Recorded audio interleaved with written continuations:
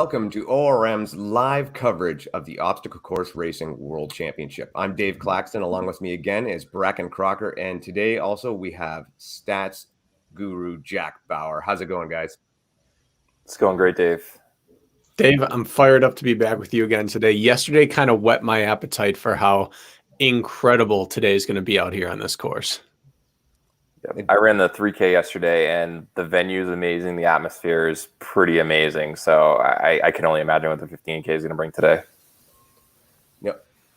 With your experience, how did that weather play out yesterday? Did it change things a lot, and do you expect much different today? How is the weather down there today? I would say a lot of people were worried that the rain was going to really affect things on grip for the pros specifically. I think by then it was dry, and a lot of people going through the obstacles kind of just naturally you touch them and they get a little bit drier. Without question, though, the downhills were pretty treacherous for some people. Like if you were bombing downhill, there were a few parts VJ told me that he slipped on. It was just super muddy from all the waves that went through it earlier. So it rewarded people who are really good on kind of that steep, super nasty, wet descents. So I think a lot of people are going to make ground if they're a little bit riskier in that section today. Yep. What do you guys think about the elevation, the climb? How would you go out with this race today? Well, not having raced it yesterday, only having watched it, it seemed to be very, very evident that the faster you start, the slower you're going to finish on this course. The climbs are simply too sustained to over-rev early on. And we saw it with several of the men and a few of the women that were heroes on the first half of the climb and were never seen again. I totally agree with that. And you see it time and time again at other races. Obviously, this is kind of the pinnacle of mandatory obstacle completion races in the U.S. and in the world. But for the U.S., if you're looking at some of the major Spartan races like West Virginia and stuff, where you have repetitive climbs that just add up over the course of a race, it's often the people who are the best second half runners who end up doing the best. Oh, sorry. Go ahead, Jack. Oh, I was going to say, I also agree with Bracken that, you know, if you have a little bit something left in the second half, it's probably better to save it at the beginning instead of just burning all your matches early on. No, it's interesting. You talk about second half climbers. The second half of this course has probably the second biggest climb we've ever seen at OCR Worlds, maybe even the biggest sustained, where that first major climb we saw yesterday in the 3K is that second little blip we see on the elevation profile here. So they have one little extra here, and then they do that second climb from yesterday. And when they get back down around mile 4, they essentially double that climb. And that was a climb that had people absolutely trashed already. And now we have twice as big of a climb from mile 4 through essentially 5 3/4. Yep, totally agree with that. And what's it look like on the side? About a 1,500-foot climb, little under 500 meters for the international listeners. That's going to be nasty. That's a lot longer than the 7.5 to 8 minutes that a lot of the top male racers and about 9 minutes for the top female racers from the 3K yesterday were doing. So that's going to be a long sustained climb. Their bodies are a little beat up, and all those muscles that kind of have to deal with the pounding on this sloppy, nasty terrain on a couple of descents before that are just going to keep getting more fatigued. So it would be a pretty good idea, in my opinion, to save something for that second climb instead of burning it all at the beginning. So let's talk about the athletes and who's running here. So who do we think is the favorites? Who does this course favor? Who can we expect to really show up? Well, I mean, the more things change, the more they stay the same in this sport. And so at the top, you still are looking at the class of the field. On the men's side is VJ, and on the women's side is Lindsay. But we also saw that there are some people willing to mix it up and push in this race. And you know Rose Wetzel has the endurance needed to do it this year. And she also has that added frustration of being one simple mistake away yesterday from making an even bigger splash. Totally agree with that. We mostly have the same field from yesterday, but there are a few names who are showing up for the 15K that were not in the 3K. And mainly on the men's side are the biggest differences for the top players. And I would say that Logan Broadbent showing up is going to be the biggest game changer. He is, as far as I'm aware, the only person to beat VJ this year. Do you know anybody else who has, Bracken? No, I haven't seen VJ lose in well over a year. It Yeah, was it was an Indian mud run course. Is that correct, Jack? it's correct, in Ohio. And that was essentially about a 10-mile race. And it had a ton of obstacles and it was super sloppy. And to me, that sounds a lot like OCR Worlds right now. So Correct. that must be going through the back of VJ's head at the moment, where it's like, crap, that's happened before. The only thing that I will say about Logan, he's a world championship boomerang thrower or world champion boomerang thrower for people who aren't aware. He actually was traveling back from the Maldives last night. So he's had a long flight, sitting on a long flight, getting off it, and then running the next day. Not the best feeling for your legs, I can imagine. But at the same time, this has been his A race all season, and he's shown time and time again podiums at U.S. National Series, podiums or top 5 at those, that he can hang with anybody. He's aggressive, and he's beaten VJ before. I think he's going to have a lot of confidence today. Yeah, he's consistently said when asked about it that he's better at longer races and hillier races than flat and short. And he's already shown the ability to run flat and short. And his obstacle game has to be the highest of anyone who has the ability to potentially run with VJ. There are some other people there with equal or better obstacle games than him, but it would be marginal gains. But he'll be the fastest of the obstaclers today. Yes, and one thing that surprised me with VJ, Hey, morning, everybody. Hey, Matt. Am I frozen? I might be frozen. Yeah, it looks like it. We're getting the background music and stuff on you, Matt. How about now? Am I good now? No, you still look. Oh, okay, now you're good. We can see stuff. Start line. Yeah, so that's not my cam. That's I believe that's Yep. beautiful Benny. We're on Randall's cam right now. Good. So Bracken, you want to do some spotting? Igor Belousov is on the left. He was the surprise third place finisher yesterday from Russia, unless you were me, because I called him in third place. He's what I did. But he is one of the best racers over in Europe. He just got 12th or 13th in their European Spartan Championship. But he's done well in the past at a bunch of races, including Tahoe. So he has some really good climbing legs. One thing that you'll be surprised about, I believe it was 2018 15K OCR Worlds. He actually DNF'd. So I don't know if he'll be able to hold up necessarily. I'm sure he's changed his training to make that work as a result of yesterday's podium. But yeah, that's a surprising thing in the past. But well, we need to start out by me giving an apology to Igor. I called him Tomas the entire broadcast yesterday, and that's obviously unacceptable, and he has earned the right to be recognized. So Igor, my apologies, and we saw what you did, and we are excited to see what you have in store for us today. Yep. He was third to the top of the climb.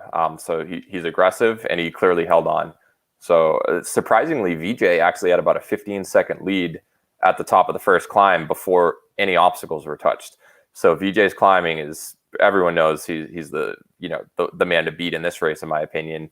But VJ's climbing, even without the obstacles, where he gains typically a lot of ground, is right up there. So I wouldn't expect to see VJ too far off the lead after this first climb as well.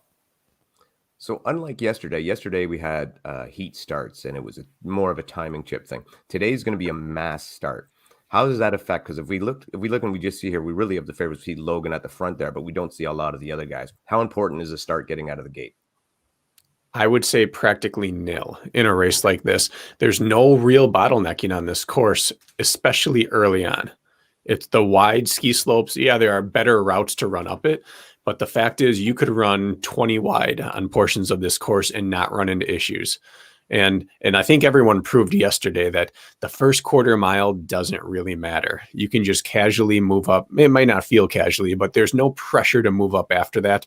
There's so much room to run on this course that really it's about once you get to the top, the race begins.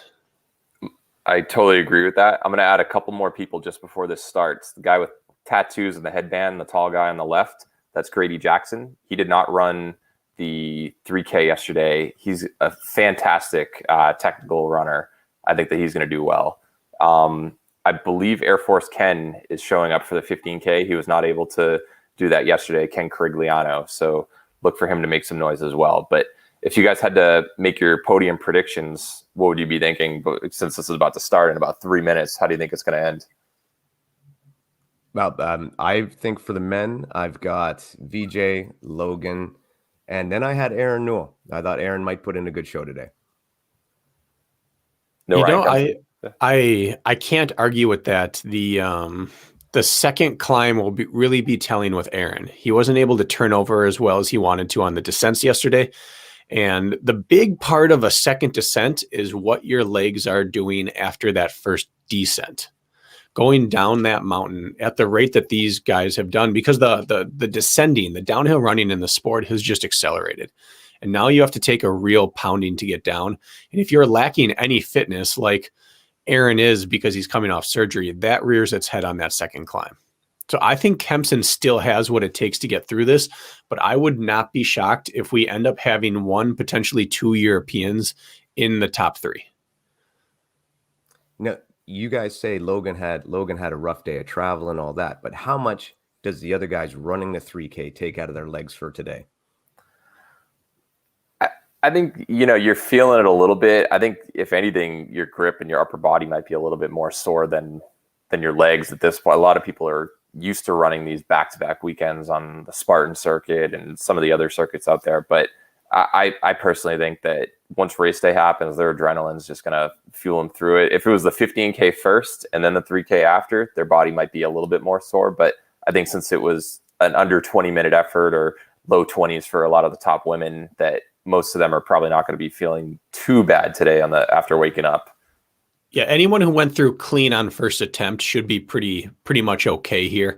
And one thing it will do is any soreness they have is going to be balanced out by the experience and technique they can now apply to the obstacles today. Just little bits of technique. We saw it yesterday. People who had an idea of how to get through something gained 3 to 5 seconds on each obstacle compared to people who are feeling it out for the first time. Well, now everyone who did the 3K has a better idea of how to attack each obstacle. Totally agree. A couple names. Is Sean Roberts in there?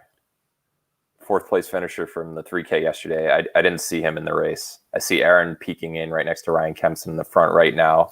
So just trying to paint a picture for everybody. Sean Roberts is an interesting one because I would have thought, and I even said so yesterday, that one of his plans of attack, like Aaron, would need to be to get to the front a little earlier in order to potentially mitigate anything that happens on the back end.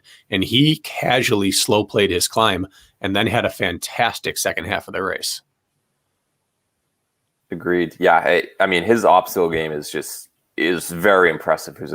For someone who's in their first year of OCR. You've seen in the past, like Robert Killian came on the scene in 2015, won the Spartan Race World Championship. And granted, a lot of people back then didn't have their obstacle fitness the way that they are now, but he basically was struggling for a long time in a lot of rigs that first year. Sean comes in, he's run maybe 3 or 4 races, had some issues with course navigation mainly, and then he just comes in and gets 4th at OCR Worlds in the 3K. So he's had a great rookie season. All right. Do you want to get some noise on the start line just to kind of hear what they're saying? Or yeah, we need you to unmute your mic, Randall.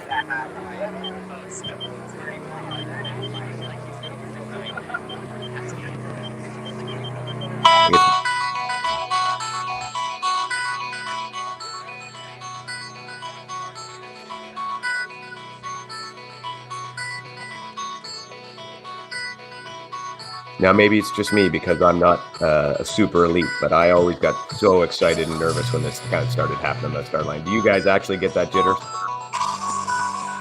Yeah, to an extent you do. I always found myself irritated at the start line. I found that all the pageantry is necessary for the crowd and for the people who need pumping up to get here. But everyone at this start line has been warmed up and ready to go, and they're just tired of standing still. I was always frustrated at the start line. I just wanted to be released. I totally agree. You're a cranky old man. Yeah. I think it's like you get your last hard effort maybe 4 or 5 minutes in before, and you go to the start line, you're expecting to go. Your heart rate's gone down a little bit, and then you just have to wait another 5 minutes, and it's like, well, that just kind of screwed up my warm-up routine. So it's good to – I would have liked seeing this 5 minutes ago if I was not. Yeah. Yeah, I think so. Now, a name I talked about a lot yesterday was Ryan Brizolara. Yep. And we never saw him on camera because he started in the second wave, unfortunately. I saw plenty of them. And he had a very good race, but Jack, you said he got hung up on skitch yesterday. Yes. Now he's got a technique. He knows how to get through. He's still someone with this correct skill set to do very well here. Yep. I thought he had a very solid descent as well on the nasty terrain. Wasn't as fast as VJ because no one was, but he could move on the technical sloppy stuff. So I think if it all depends on, is he able to do multiple climbs after those nasty descents? But from what I saw, just running behind him yesterday, he's ready to go today. And now it was brought up there, Bracken, and this is your wheelhouse. What is the shoe of choice for this day in these conditions? I believe that the steeper you get and the softer the course, the less shoe support matters and the more the grip matters. So, I mean, you look across the line, you see VJ, you see Selming, and then it's kind of mixtures of everything else after that. I would be choosing the shoe that is absolutely locked down to my foot and has really, really good traction. Because when you run ski hill races, the grass is always longer than you'd prefer. Down here at the bottom, it's mowed, but up there, it's always a little steeper or a little deeper and so wet that your shoes become very sogged down. And whatever shoe can stay locked to your foot when it's wet is the one you go with today. Hannah Holmes lost her shoe, and she was in top 5 contention yesterday for a decent amount of the race till then. It's heartbreaking. Yeah, ruined her race. As well as Obstacle Racing Media. This is presented by Adventure, your race director, Mr. Adrian Bijanata. Your build crew for today's 15K, the Bob and Sid Show, as well as Ready Race Obstacles. My man Aaron, please give him a round of applause.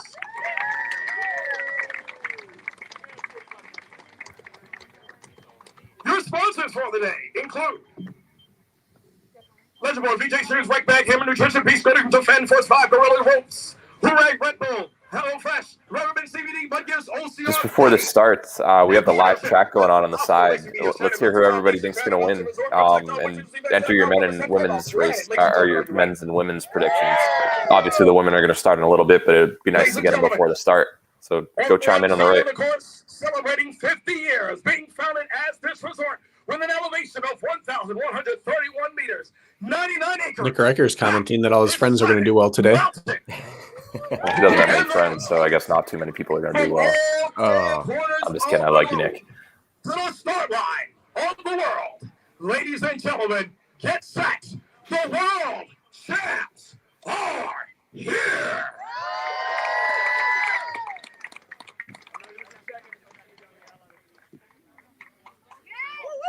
Here we go. Good pick, Sarah Corba. In 10, 9, 8, There we go. 15K World Championship. 4, We going to get a watch on this? 2, 1, let's go! 8:06 a.m. 15 men have kicked off in one. So it looks like it goes up to the left, so you might think you'd want to hug the left, but it actually goes to the right just afterwards. So I think the people on the right center have the best line on this initial climb. Not that it's going to matter too much once everyone kind of narrows down, but that's where I'd rather be standing on the start line. So for this race, being a 15K, so 9.3-ish miles for the U.S. conversion, almost nothing matters until you reach the top of the first climb. You can't be too far out of it, but you also can't have burnt a single match yet to get to the top of this climb. And yet the atmosphere of a world championship is really going to play with a lot of people's minds here.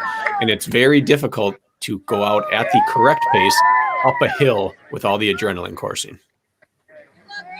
Agree with that, totally. So what would be going through your mind if you're VJ on this initial climb? Are you trying, as the presumptive favorite, would you be trying to just kind of make sure you don't get in trouble, you don't get stepped on, you're sort of towards the front, or do you want to set the tone? Well, as much as he is the man in OCR here today, this is also his first time doing the 15K, as far as I know. He did, I believe, the first NORAM. He did it, not the year that he won. Mm-hmm. So he hasn't been at this stage, at this distance ever before.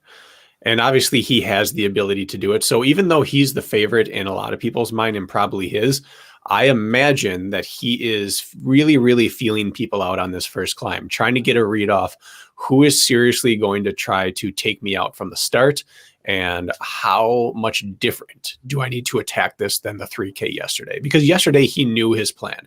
He was totally dialed in. He's going to be a little bit less just familiar with his 15K pacing strategy than his 3K. And doesn't this just really fit still into VJ's wheelhouse? I mean, VJ considers himself a 90-minute athlete, so he's good for 90 minutes. He should still be finished this 15K and under that time limit, should he not? Yeah, the narrative that he can't race long distances is a faulty one. He chooses to do the distances that he is exceptional at compared to everyone else. But I would say that in a 15K race here, even if the entire world shows up and weren't blocked by COVID, that he would still be the favorite in my mind. Even with John Albon in the 15K, I would have given VJ the edge yesterday, but I still think John would have been the man to beat in the 15K, but VJ's still on the podium. He always would be, but VJ has made such exciting improvements to his game that I think he and Ryan and John would be a battle, whereas in the past it would have been John and then everyone else. Agreed. And just for clarification, like, VJ is very bummed that John Albon was not here. He wants to face the best. He's bummed that Atkins and some of the Woods and some of them are at Tahoe, because having the entire field would give more legitimacy to his win. But in reality, all you can do is beat who was there. And VJ had such a dominating win yesterday. You can't fault him for the fact that no one else showed up from the rest of the world who might have been a podium contender. Yeah, there are different mentalities of racing. I would say that a Logan and an Aaron have a sense of kind of play and joy out on course. You always had a Hobie or a John Albon who really just loved being out there and in pushing themselves. And then you have someone like VJ who almost runs with a little bit of disdain for the course and the people around him. He wants the best there because he wants to put them away, and he really, really has an edge to him. So okay, guys, go ahead. What? Oh, that was what? You did not have to go under that yesterday. So these were hurdles yesterday. Oh, are these crawl? Yeah. So who do we have there? We have Logan in second. And Logan definitely in second. I do not recognize this athlete, and I recognize most of them. Right. Benny, you want to stay with them? He's certainly running aggressively at this point. Yeah, I was going to say Logan looks more comfortable at this point. I'm also, unless they had a race day briefing, I'm fairly certain those are hurdles, and they set the tone by going under, and so everyone else followed. Well, it looked like they were instructed to do so because they started going under and then tried to go over. And yet there's no one there other than our cameraman. So it looks like Logan has broke out.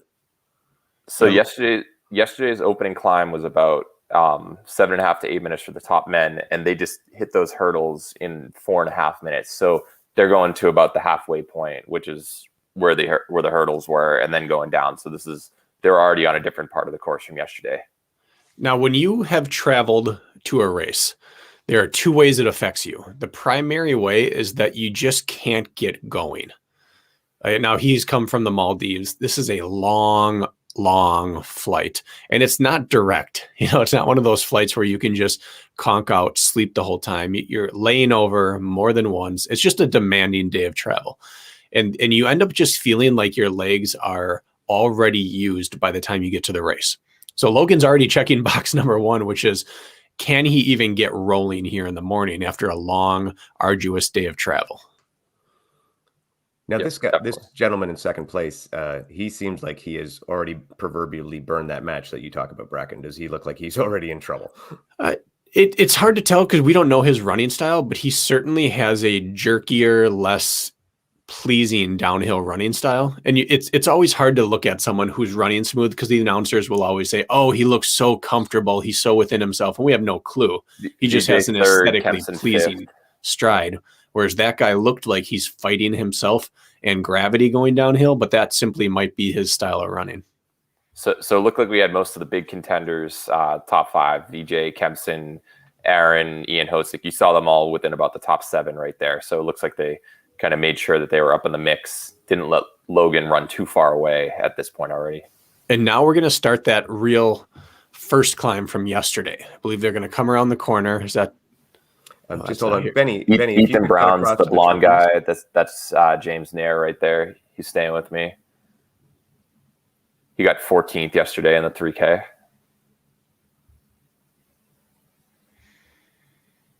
Yeah.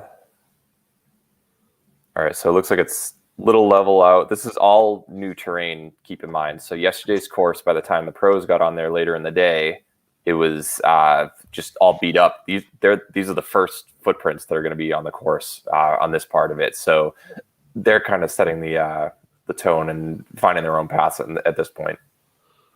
All right, guys. Well, now we're going to go down to the women's start. Oh, It's going to be an exciting race. Well, they're getting a good dance party going to start. Maybe we're there a little bit early. Who's on your dance podium if you had to choose? Oh, I'm just kidding. I don't know their dance moves.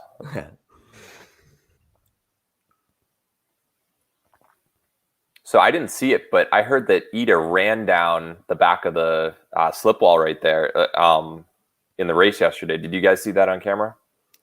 No, but Ida absolutely sold out on everything. She was just completely. It was full send. She was unstoppable, and I mean it showed at the finish line. She was completely spent. Definitely. Hey, that's what it takes to get second place in the world. Yeah, I mean, and we honestly we spoke about it after, where we feel like, how could we actually doubt Lindsay again? Every time there's any bit of doubt, she just shows us all that she is still dominant. She's missed 2 podiums in her life, and one of them was 4th place at her first race ever, and that was Spartan Race World Championship in Killington.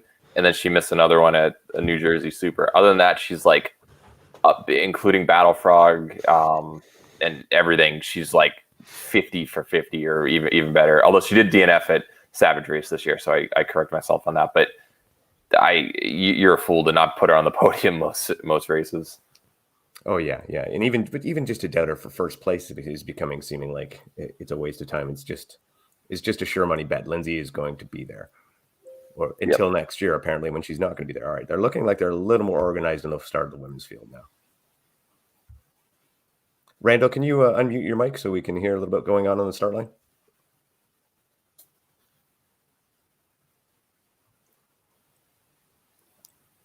So who do we have there, Jack? Who do you see? So we have Rose Wetzel on the left. Looks like she was talking with Matt. And then we've got, I thought I just saw Chris Rogowski on the front right. Sorry, the camera's a little shaky at the moment. Hannah Holmes, I believe I see her in the back. Is that Tiffany Palmer kind of behind Tiffany Rose Palmer in right? black behind Rose. Yeah, Meg Julian right. back there. Yep. I thought we saw, is Ida in the orange-ish red in the front right? Yes. Well, that looks like her, yes. And Yeah. Meg Julian's one that didn't race yesterday, I believe, and she's hopping in for this No, race. I thought Meg Julian was at the end of the top 10. Oh, did she? Yeah, I think she was top 10. So yeah, Allie Tippett, I know that she's racing as well. She was 9th, I believe, and she's going to be my teammate on the co-ed relay tomorrow. So I'm rooting for her. Oh, there you go. Randall, if you can hear me, unmute your mic. Now, Jack, Rose is always a gear person. She's always switching up, always searching for new and different gear to wear. She's going with gaiters today, and she's got long Blake mitts on. What's your take on this? I know the rule of thumb, don't try anything new on race day, but that tends to be for nutrition. I think that she's probably tested those gaiters before. She probably realized my hands got cold, or it is a little bit colder this morning, and she just wants to make sure her fingers are working over the course of this. So I don't think it's a bad decision. I think she's not going to overheat necessarily because she has short sleeves on there. But I don't think it's a bad decision. How about you? Oh, I'm not judging the decision. You were the one on course. So is this a shoe gaiter style of course? Is it going to be that rocky and dusty out there? And No. Is this a hand gaiter or a hand Blake mitt course where is it that cold out there this morning? So, some people deal differently with the cold with their grip. I don't think that it's necessary. And when I was talking with athletes, not a single one of them ended up wearing gloves. So I think it is an interesting move. This might just be a precaution since it's a little earlier in the day than yesterday's race was, and she might just want to make sure that she's covering all bases in terms of warmth. But gaiters, that's an interesting choice. I don't know. Maybe she just wants to make sure that her shoes don't get sucked off in the mud or something like that, or mud gets in there. But typically you'd expect that on more of like a rocky, sandy course instead, to make sure nothing gets in there. Well, there's only 2 women in the field that I can see that have hydration vests on. Others may have a little bit of a waistband on with some fuel in there, but she and someone in the back there are the only 2 with vests. And that's one of those things that you either get partway through and you regret carrying it, or you get partway through and you're the only person who's able to fuel properly. Yep, totally agree. I don't know where the hydration stations are on here. I would hope that everybody brought nutrition, though, because this is typically close to a 2-hour race for the women, for the top podium or so. So that's a long way to be going at that hard of an effort without any nutrition. So even if you don't bring water and you stop at a water station, it would be definitely, it would have been a smart idea to bring some nutrition. Now, it does seem like there's 2 water stations, one at 12 and one at 27. I would not be surprised to see Rose going hard. This is fueling for OCR is an interesting conundrum, because in a running race, you're pretty much free to fuel whenever you want. Your hands are always free. You're never approaching anything. You just choose when you want to take it. Where in OCR, you have to time it correctly, because we generally have steeper descents and we also have steeper climbs. And so your hands aren't as free to do that. And then you have obstacles coming up anytime there's a flat. So choosing when to do it's trickier. But I also believe you need fueling more in OCR than in a standard running event. In a standard 90-minute running event, I wouldn't consider fueling. But for an OCR event where you're using more, I don't know, I feel like you burn through glycogen a lot quicker when you're having to clench your upper body and hold your breath through things. And so you need it more, and yet there's less opportunity to fuel. I agree. So I was looking at some of the stats. Let's hear your predictions on who you think are going to be the top 3, and I'll kind of let you know if I agree with that based on the old numbers. Well, I'll start. I think Lindsay was pushed yesterday. I think she is not pushed today. And then after that, Ida and Rose, I think, are going to have an all day long type of battle.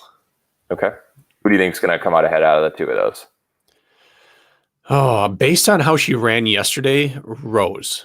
Based on the obstacle, I don't even want to say proficiency, because Rose is obstacally proficient, but based on obstacle mastery, Ida has more. There are more gauntlets today to go through, and so I'll go with neither. I think it's going to come down to the final descent and gauntlet. I won't pick. All right. Go ahead. I got to go with obviously Lindsay for first, and then I'm going to put Rose in second, because I think there is enough running on this, just like Bracken said, that there's enough running on this that it'll make up and it'll nullify Ida's obstacle advantage. I just think that Rose will take it. Just her running was so strong yesterday.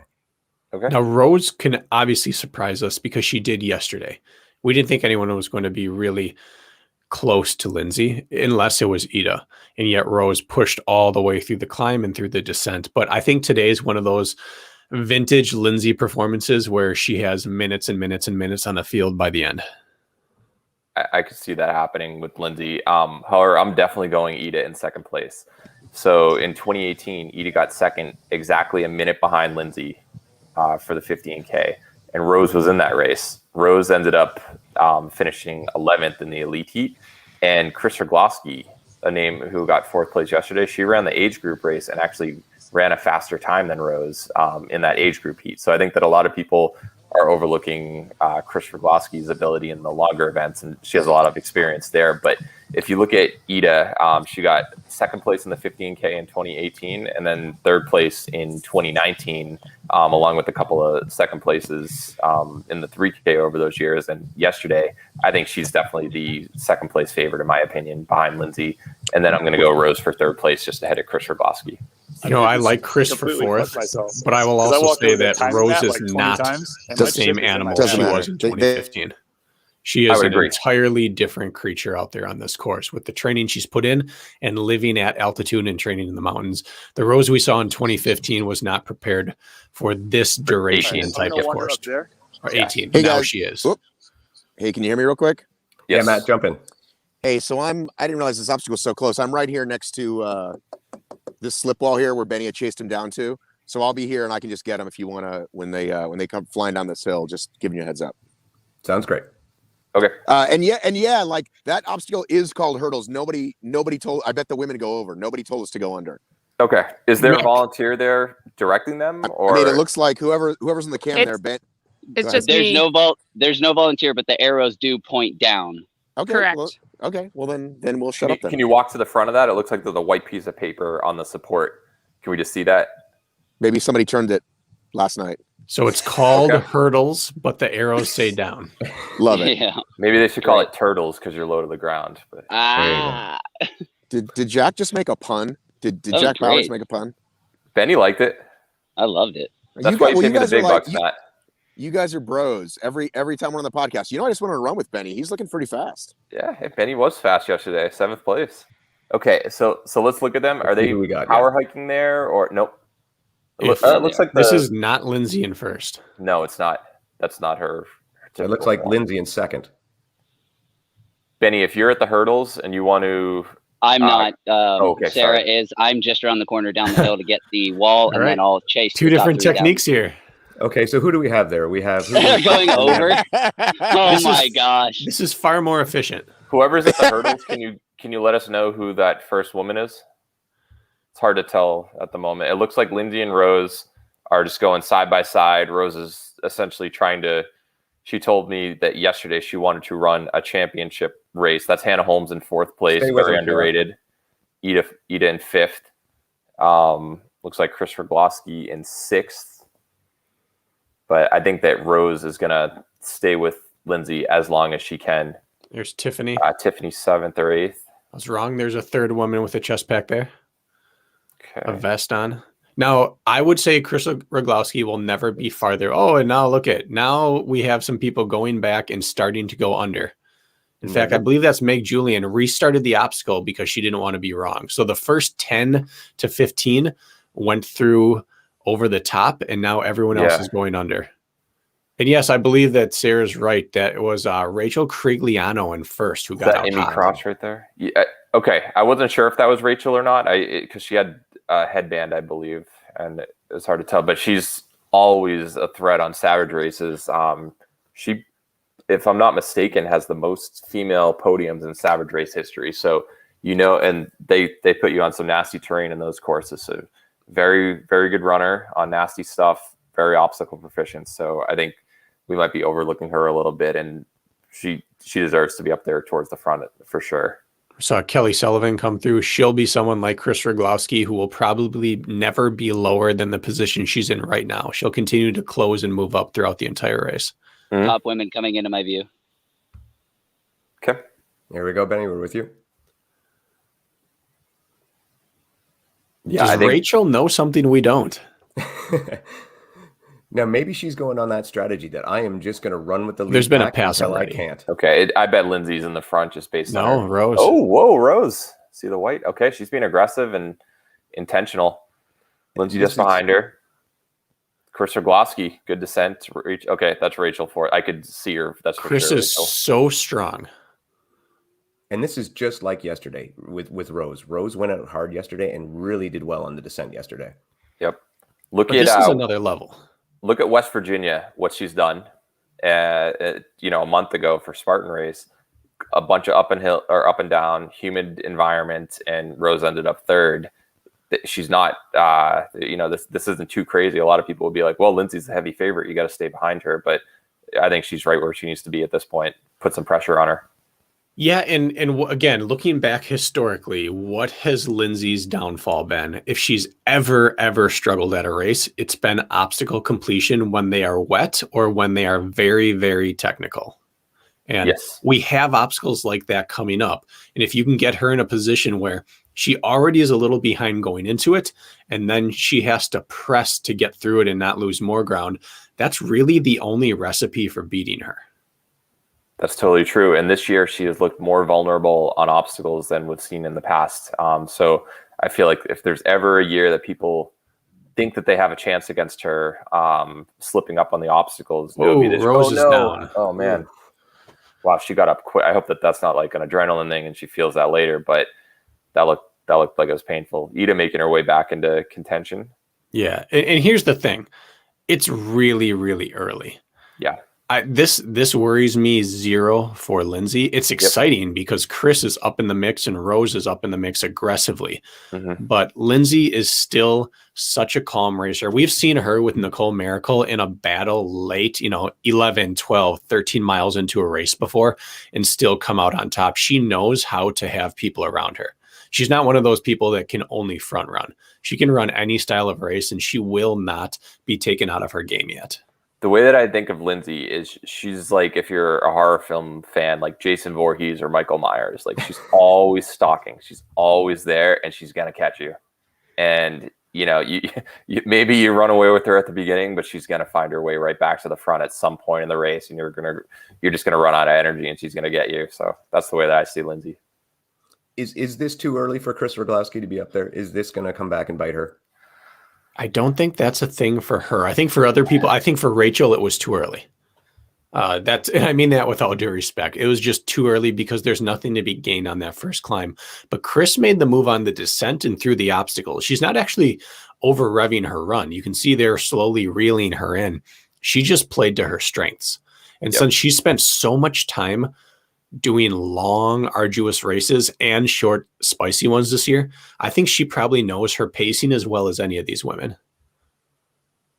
I agree. I think the one time that it would have made sense to really go out hard on that first climb, there's Hannah Holmes. Watch out for her. She's a really good climber. But the one time it would make sense to go out really, really hard on something like that is if there were 3 or 4 grip-based obstacles where you think someone might struggle very early on. This course clearly doesn't have that. So I think that if there were like 3 or 4 rigs in a row where Rachel thought that she could have made up a little bit of ground and hopefully someone took a fall or something like that or had to redo it, that's when it would have paid off. But I don't know if it was the best idea in this case.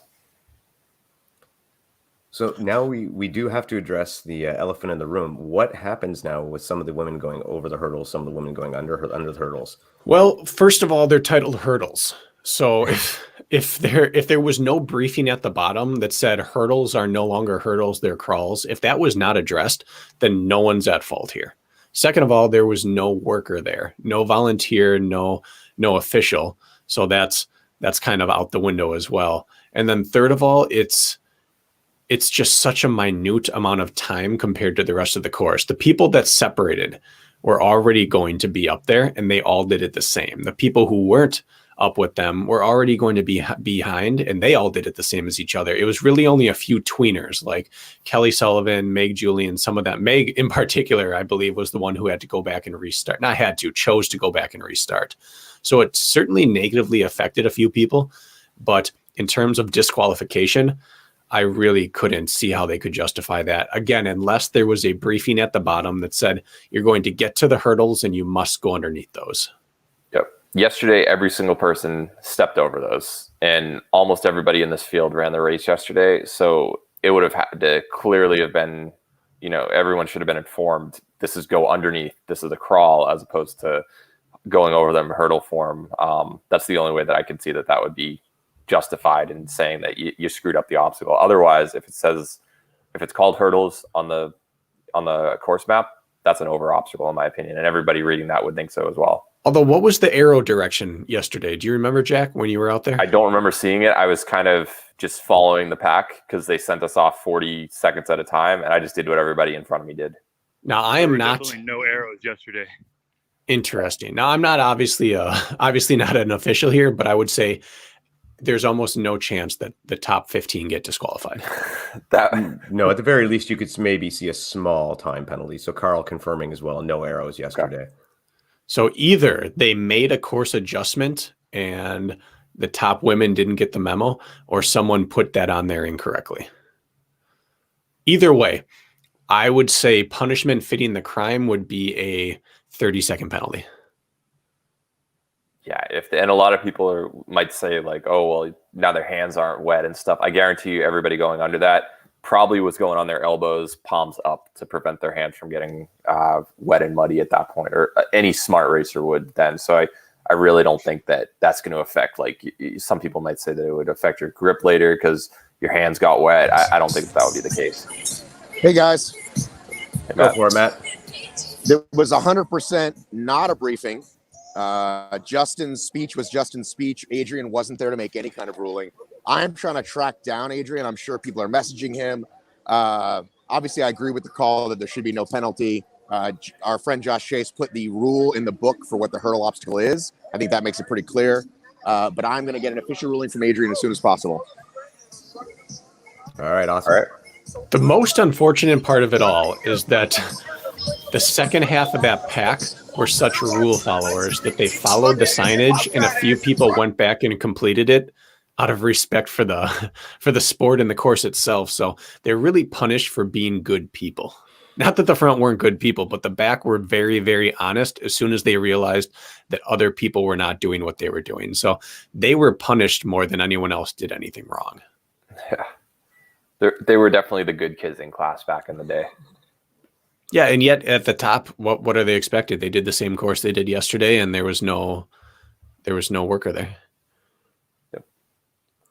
But one difference in the race this year, or today versus yesterday, is there are going to be some heavy carries. How do you think that that's going to mix things up?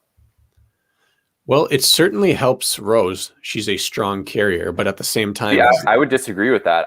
I've seen her on all the live covers this year kind of get gobbled up on the heavy carries. I'm talking Drowsy. in compared to Ida rather than compared to Lindsay. I believe Ida's doing the strength leg also on the team relay. And Maybe I'm just wrong, Jack. yeah, we're here for facts, Bracken, as you like to say. Here for Chris- facts and truth. Chris Yeah. Roglowski has been really strong on the carries this year. I've noticed when she's been doing different Yeah. races that she's looked really solid. She's someone I could see making up some extra time there. The thing about the carries with Rose is that she won't attack the descent historically, although she keeps playing against character on this course this weekend. And this is a steep enough course that on that down carry, you can lose significant time if you're not willing to let loose and let the mountain take you. Yep. And also these carries are a little bit different. I know in the past they've had you essentially go underneath like a low cargo net or something like that and drag your carry with you or bring it over a wall and stuff. So it's not just an uninterrupted heavy hike with some weight. So that could, that technique and experience on that can definitely play a role in doing better or worse on the carry, I imagine. And one of the carries this time is a farmer's carry, and it's a sandbag. If they were out there in the Sandbag. rain, Okay. there's the rec bag carry, but there's also a farmer carry. and I So believe basically like sandbag. the money bag and Monopoly, like that type of shape.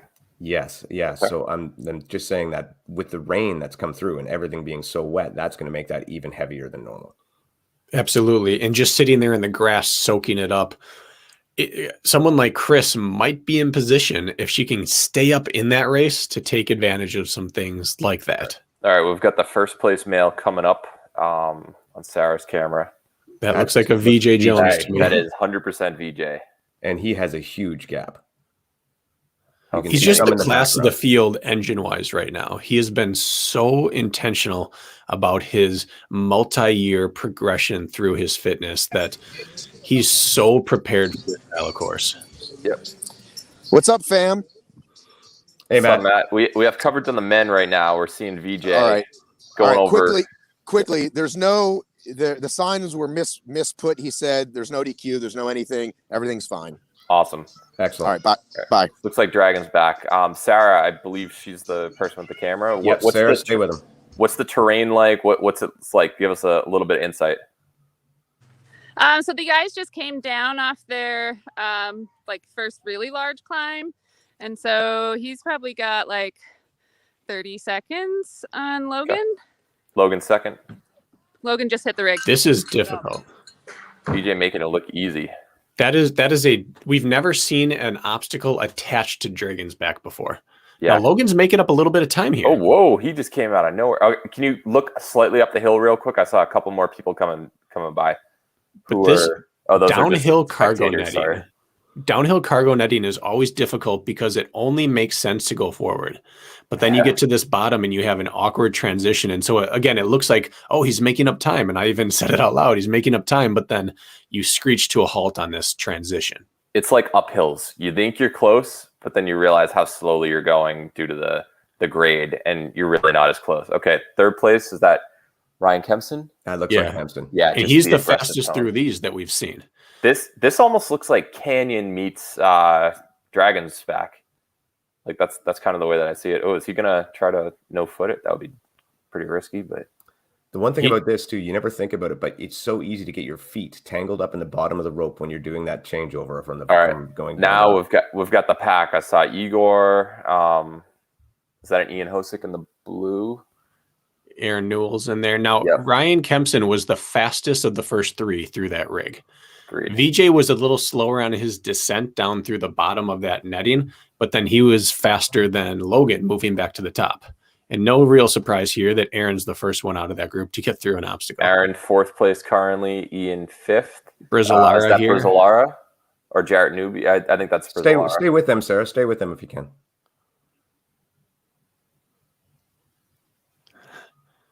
Guess Or not. did you mean the downhill? Yeah. Oh, okay. So it looks like Igor was just starting that obstacle. Yes. So already we're seeing a different type of performance out of him. And really that would track with his Spartan European 13th place versus 3K third place, is that he might just be stronger at the shorter, more explosive events. And if you take a look at his frame, he's a muscular man out there. Yeah. Which He's built like Chris Woolley, if you've ever met him. I did a cool down with him yesterday, talked with him for a bit. He's definitely a strong guy. And you don't want to ever judge someone's ability based off of their frame, but outside of a few freaks of nature like an Atkins or a Hunter, generally the more muscular men have to feed that muscle and just aren't quite as strong with their staying power over the long distance. We just had a fall on is that Ian? Yep. Yeah, that was almost synchronized confidence climb right there. And this was supposed to be in the 3K course yesterday. It was on the map, but I did not see it on the course.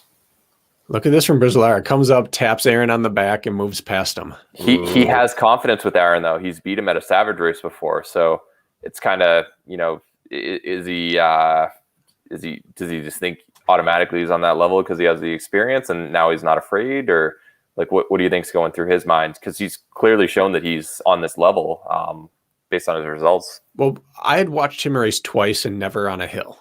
And so my question with him was, what can he do uphill and what can he do downhill? We saw in the first downhill that he's a strong runner and you cannot fake your second climb. Look at the gap he already put on Aaron. He's already around the corner. And Aaron's not in the fitness he historically has been in due to surgery. 2 surgeries, but he's also still Aaron Newell. And the fact that Brizzolara just put 30 meters on him over the course of 100 meters, you can't fake that on your second and third climb of the day. That the fitness is either there or it's not, and he's doing it. I would agree. The 2 guys right behind him are 2 of the best in the sport at climbing. And that's really impressive that he's been able to put a gap like that. Aaron is one of the more underrated heavy carriers in the sport as well. So I think that he's going to do well, especially in sloppy stuff. He's always has one of the best splits, if not the best, in Jacksonville in the past. And I think Aaron might end up being pretty close, although Ryan's a bigger guy, so he can probably handle this pretty well. Is this the farmer's carry? Can you get in like a little zoom on how those look, just so everyone can kind of see the grips?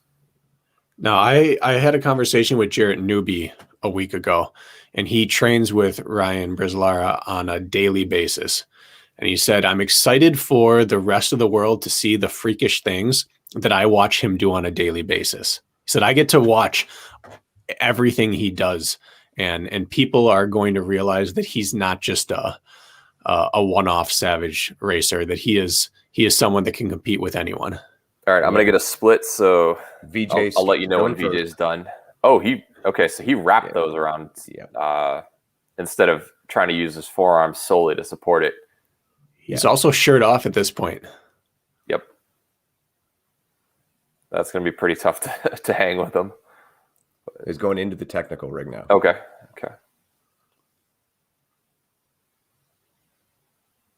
Whoa. Okay. Oh. VJ having to redo it. That's surprising.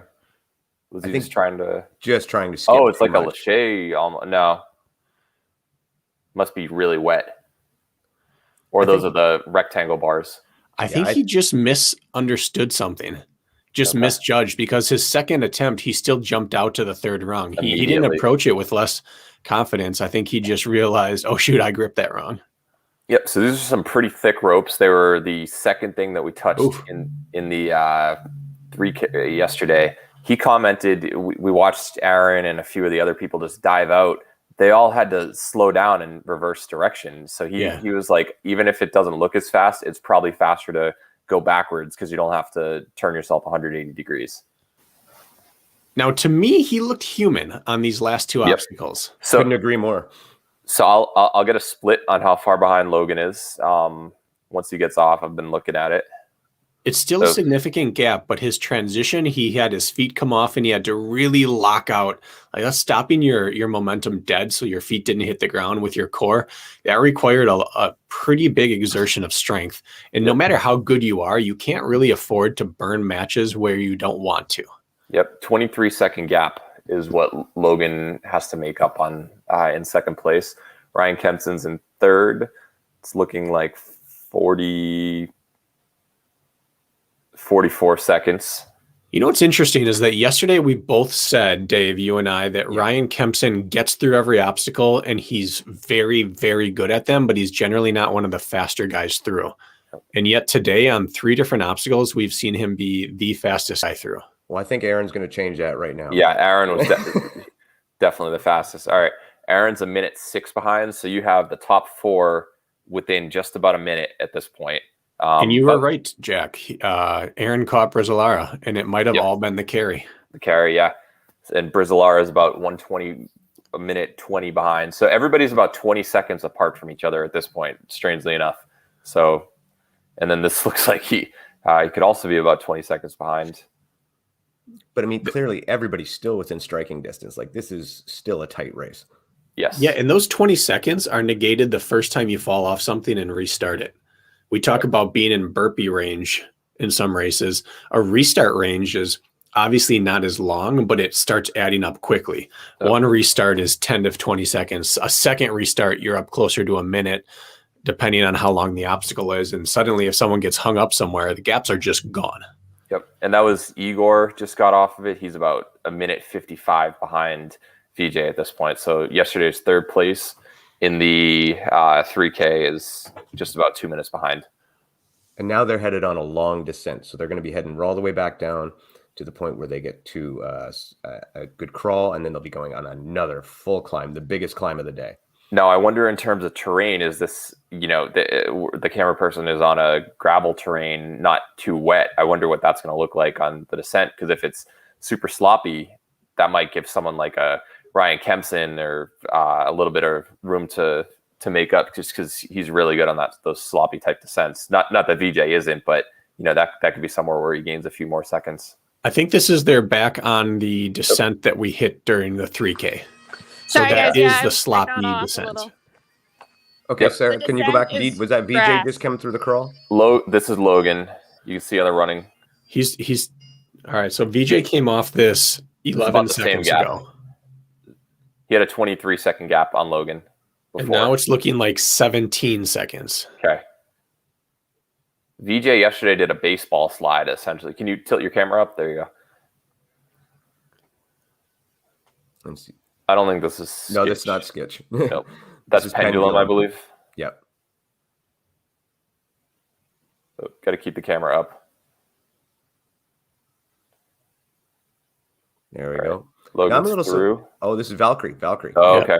Sorry. He had a momentary calibration there Whoa, here because he comes skipped Kempson. one. Whoa. He was down about 20 seconds on Logan. Here he comes into the descent. He's maybe 5 back. So he had a fantastic descent there. And again, he took time back on the obstacle. And Logan was not as smooth through that as I would have expected. I think it'd be a really cool shot if you can see who's, if a couple people are coming and they do like a baseball slide underneath the cargo net right there. Let's see what they're Like looking that? like. Yeah, right there. Check it out. Asking you, Hand, shall but he receive, he Jack. walked on his hands. There's Brizolara. Is he in 4th place? Yep. Wow. Okay. So he had a better descent than both Ian and Aaron. Okay. Just goes right into it. There's no hesitation. Yeah, he's the real deal, guys. Oh, we've talked about it. We had it on that fantasy draft episode where we weren't sure if he was going to show up, and we're both like, "Holy crap! If he goes, we're putting him in the top 10, no doubt." The interesting thing about now, this is Ian Hosek has worked his way back into it. Yep. The interesting thing about Igor Kempson as well is that he just did Killington, and that Jared means Newby, real quick. That means that his second half is going to be where that race rears its ugly head. If his legs are not totally recovered from that 3-hour just smash session out in Killington, it's going to be tough to hit that second big long climb, which is what we're approaching here. Totally agree. Yeah. All right. Is this another carry? Do we have any update on the women's race at this point? I've got no cameras on the women's right now. Okay. Yeah, we'll stick with them for a while once we get that back on there. Saw Robert Killian, multi-time Spartan World Champion. He got 4th here one time in the OCR World 15. He was just chiming in. He said Logan's coming off very little sleep. Did you speak with him at all? Do you know what his schedule coming back from the Maldives was? I know that he had a dinner time or so flight into, conveniently enough, Logan Airport. So Logan flying into Logan. So I think that, he might have had to drive a few hours after he landed as well to come to Vermont. So just be curious on if you know anything that we don't. All right. Who is that?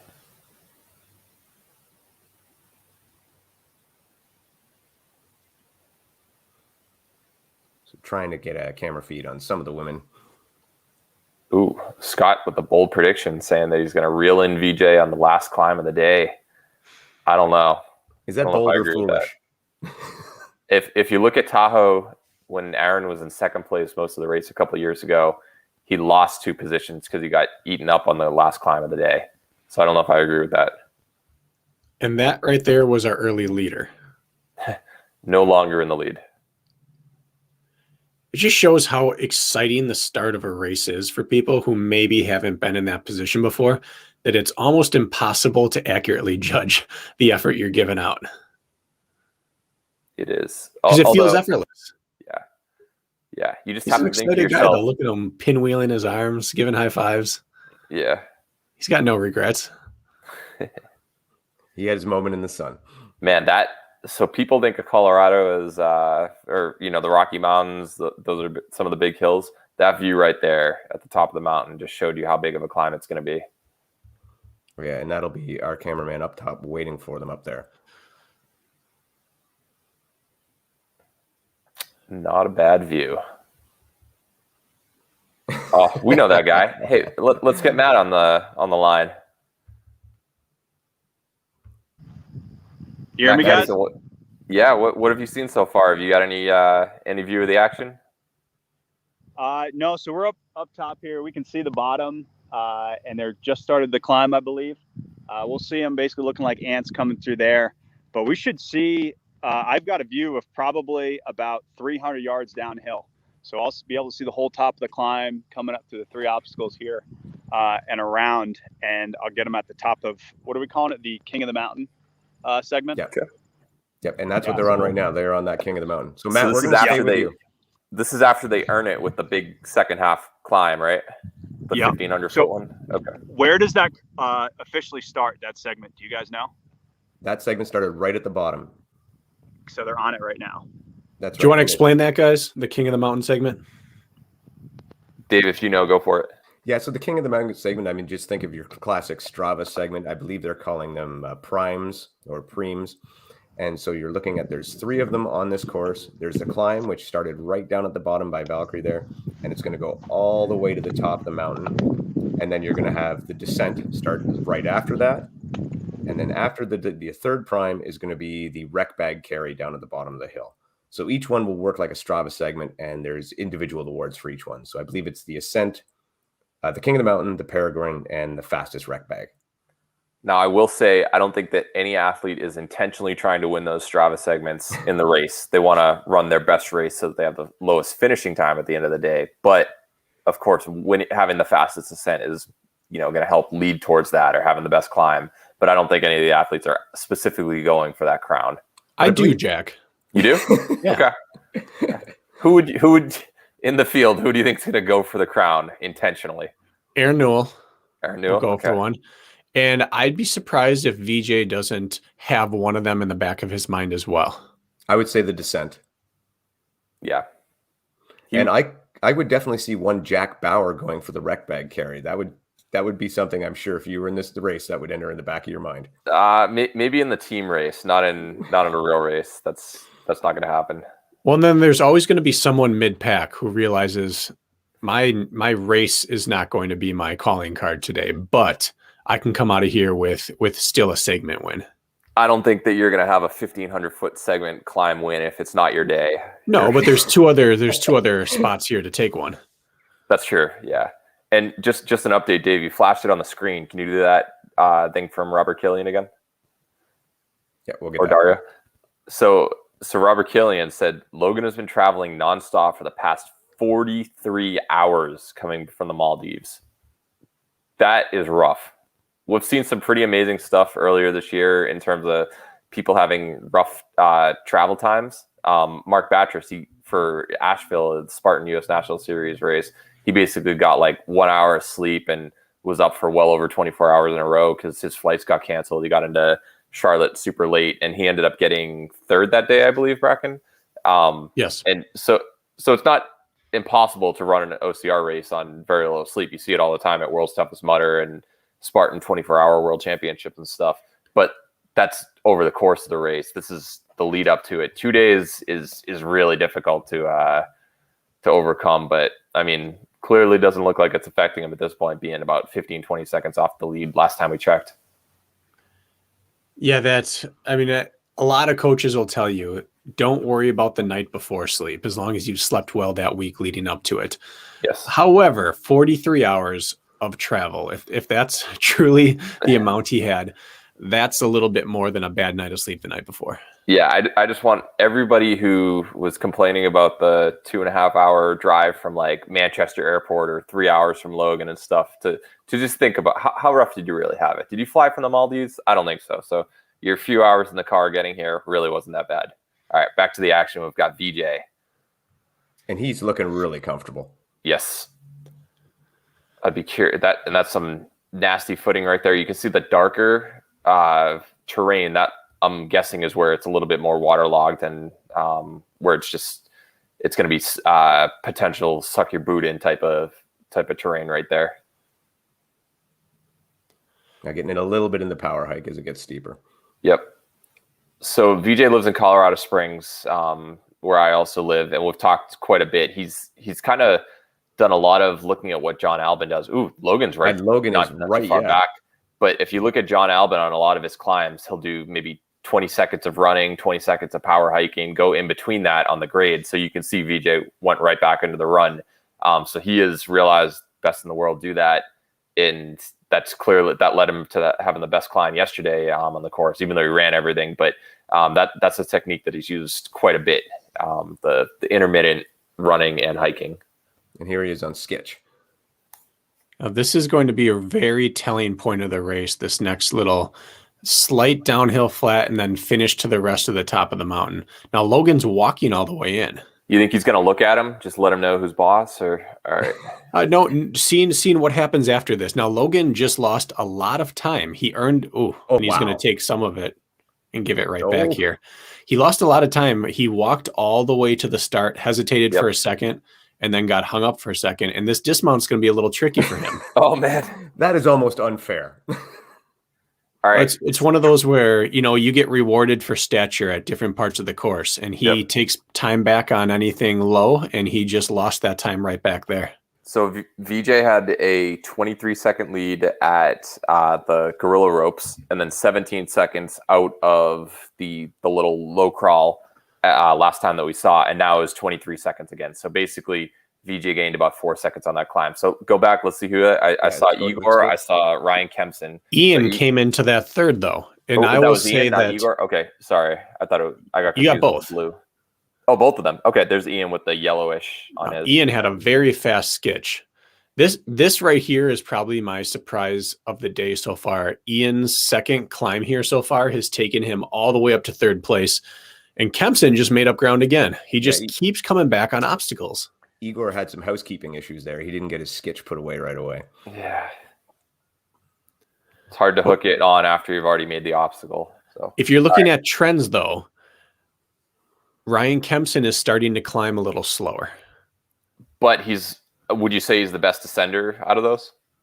I guess I don't know. I would say Igor's got to be somewhere around him. He's certainly a better descender than Ian Hosick, but Hosick also is running fantastically well right now. So what does he have? There's Half Ryan of a climb again. left. Ryan just out obstacled Aaron on skitch right there. The noob sanity, and that wasn't Ryan Brislauer, I don't believe. No. I think Ryan's coming in now. Okay. Yeah, Ryan's in black. Jared Newby. I didn't. It was cutting out the frames. No, and I can't There's tell who Brislauer. that is. I saw a screenshot right there. I can't tell who that gentleman in 7th right now is. He has a triathlon top on, it looks like, or unless that's a trail running zip top. But I didn't see that top on anyone yesterday, and with the fuzzy frame, I can't get a good read on his face. Yeah, maybe bring on the person who's got the camera. Then they might be able to give a little insight on what they saw. Yeah, Sarah, can you tell us who was in positions there? Sorry, I'm running back for the women. Okay. That's okay. Yeah, I'd like to see some of the women's covers because clearly a lot of moves were made over this course or over that section of the course for the men. And I mean, who knows what Lindsay's lead or if she's even leading at this point would be. Yeah, if we can get some solid coverage on them, that'd be great. Well, right now, this is actually the best camera shot we have. Oh, man. Maybe go down the chairlift. So you should be, this is where Matt Kempson is. So he's sitting probably just below obstacle 26. So probably 7/8 of the way up the climb. You should be able to see VJ come into the screen down there fairly soon. As Matt so beautifully pointed out. All right, do you want to bring up the course map just so we can kind of see the obstacles towards the end of it? Like what's gonna be the game changer? Because I'm sure a lot of them are realizing like, oh crap, here's what's happening later in the day. Instead of the obstacles on it, it looks more just segments. Do you have the obstacle list on that? So we're sitting here in that we just passed that pink section of the triangle of obstacles right there, halfway up the climb. And now they have the longest climb of the day that they're staring at. They need to get to the top. They hit 2 obstacles, do a little loop around, a 3rd obstacle, and then they start the longest descent of the day. Yep. So Bracken, just you're saying essentially the center of icon went away, but the center of that icon just down left of the word map in the center of it, right? Yeah. Okay. Oh, sorry, Jack. I forget you're colorblind. Hey, don't worry about that. And you can't be the only one out there. I would argue that one in every 12 of our male viewers is as well, and about 1 out of every 200 women watching this as well. There we are. There we go. That's pretty close to where they are. I can see that. They just left 19 there, that explosion mark, and they're heading up to the top of the mountain. The men are, and I think we might have women coming down here. Yeah, let's get a look at them. And that is Lindsay at the end of the farmer's carry. So she's doing what VJ did. She has her wrists looped through those, and then she's using her grip just to stabilize at the bottom. She's taking all the weight of that on her bones rather than having to waste too much grip strength, because a farmer's carry, if you have to over grip it, is going Watch to your finger, Sarah. absolutely end your day on the obstacles. Who's right behind her? Unless she passed the men, which wouldn't surprise me at all at this point.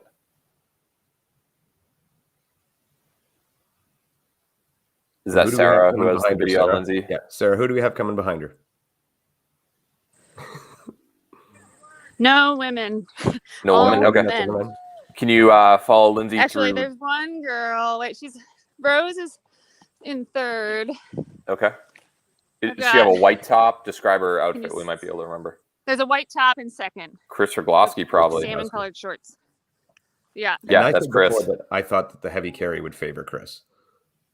Okay, Well, I that's see the Rose on thing. the left. She's, walking Yep. up. You can see her there. Are you able to go back and see And there's Lindsay on any of Ida. the okay. So maybe a 30, 40 second gap between Rose and Ida. So Ida's gone the VJ route and she's removed her top as well. So this mountain must be heating up more than these athletes anticipated, which now you're looking at that race vest and the Blake mitts of Rose. I wonder if she's going to have to remove those and pop them in the vest. Yeah. No, I think in general, what's the rule of thumb? You feel about 20 degrees hotter than it actually is outside once you get moving. So if the start line's like 50 degrees, it's going to feel like 70 by the time your heart rate gets up and stuff. So definitely a lot of people might feel like it's cold, but the smart thing is to underdress a little bit just because you're going to heat up. That gap from Rogloski back to Rose Wetzel is Big one. significant at this point. That is not tight. I'll get a watch on it, but Chris is looking strong. Oh, and she is strong. This is one of Yeah. those courses that really does reward physical strength. Chris does everything. It's amazing. Ultras, just short, high intensity stuff that's like DECA, that's under 15 minutes for DECA Strong, and she'll do well in everything.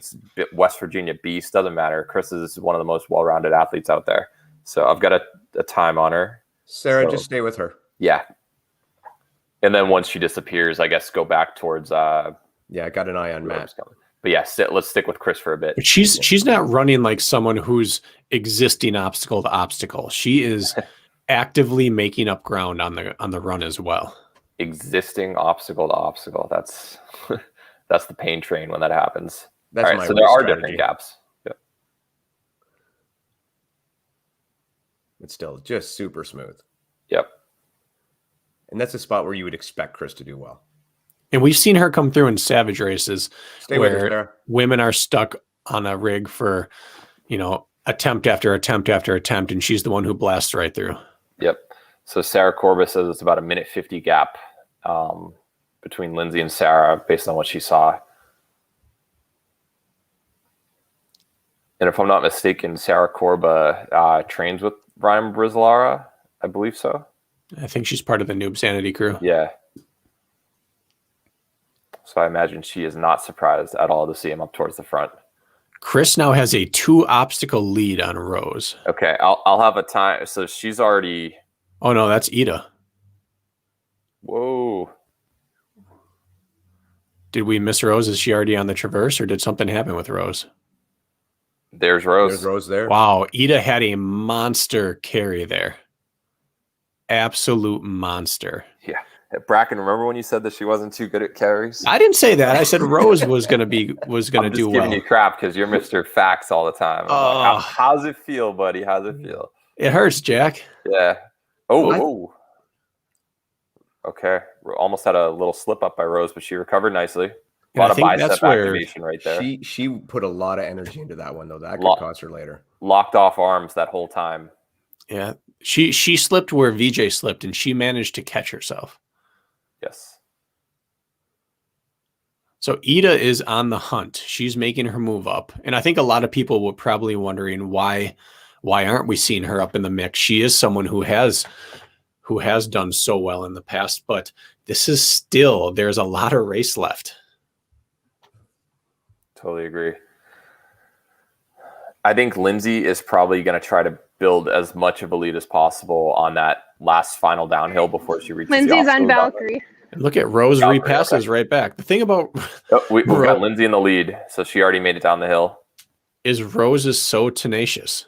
She just retook that lead back from Ida, and she's not giving up whatsoever. Yeah, I don't think we have to worry about Rose's engine on the second part of this either. With the she wants to end up on that podium, if not second place. And would you say Rose is probably the best climber of the three of those?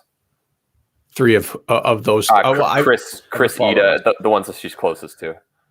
I mean, historically this year, yes, but Chris is just running a race today. Yeah. And I with was just her thinking- emphasis on ultras this year, I really think that her fast start benefits her because her engine is just, it has the ability to endure this kind of race now. Yep. I can't make out who that is. That was a guy, not a Yeah. woman. But there's no one right now in our All sport right. Lindsay taking outside fuel. of maybe Susanna who can do what Lindsay's about to do on this second climb of the day.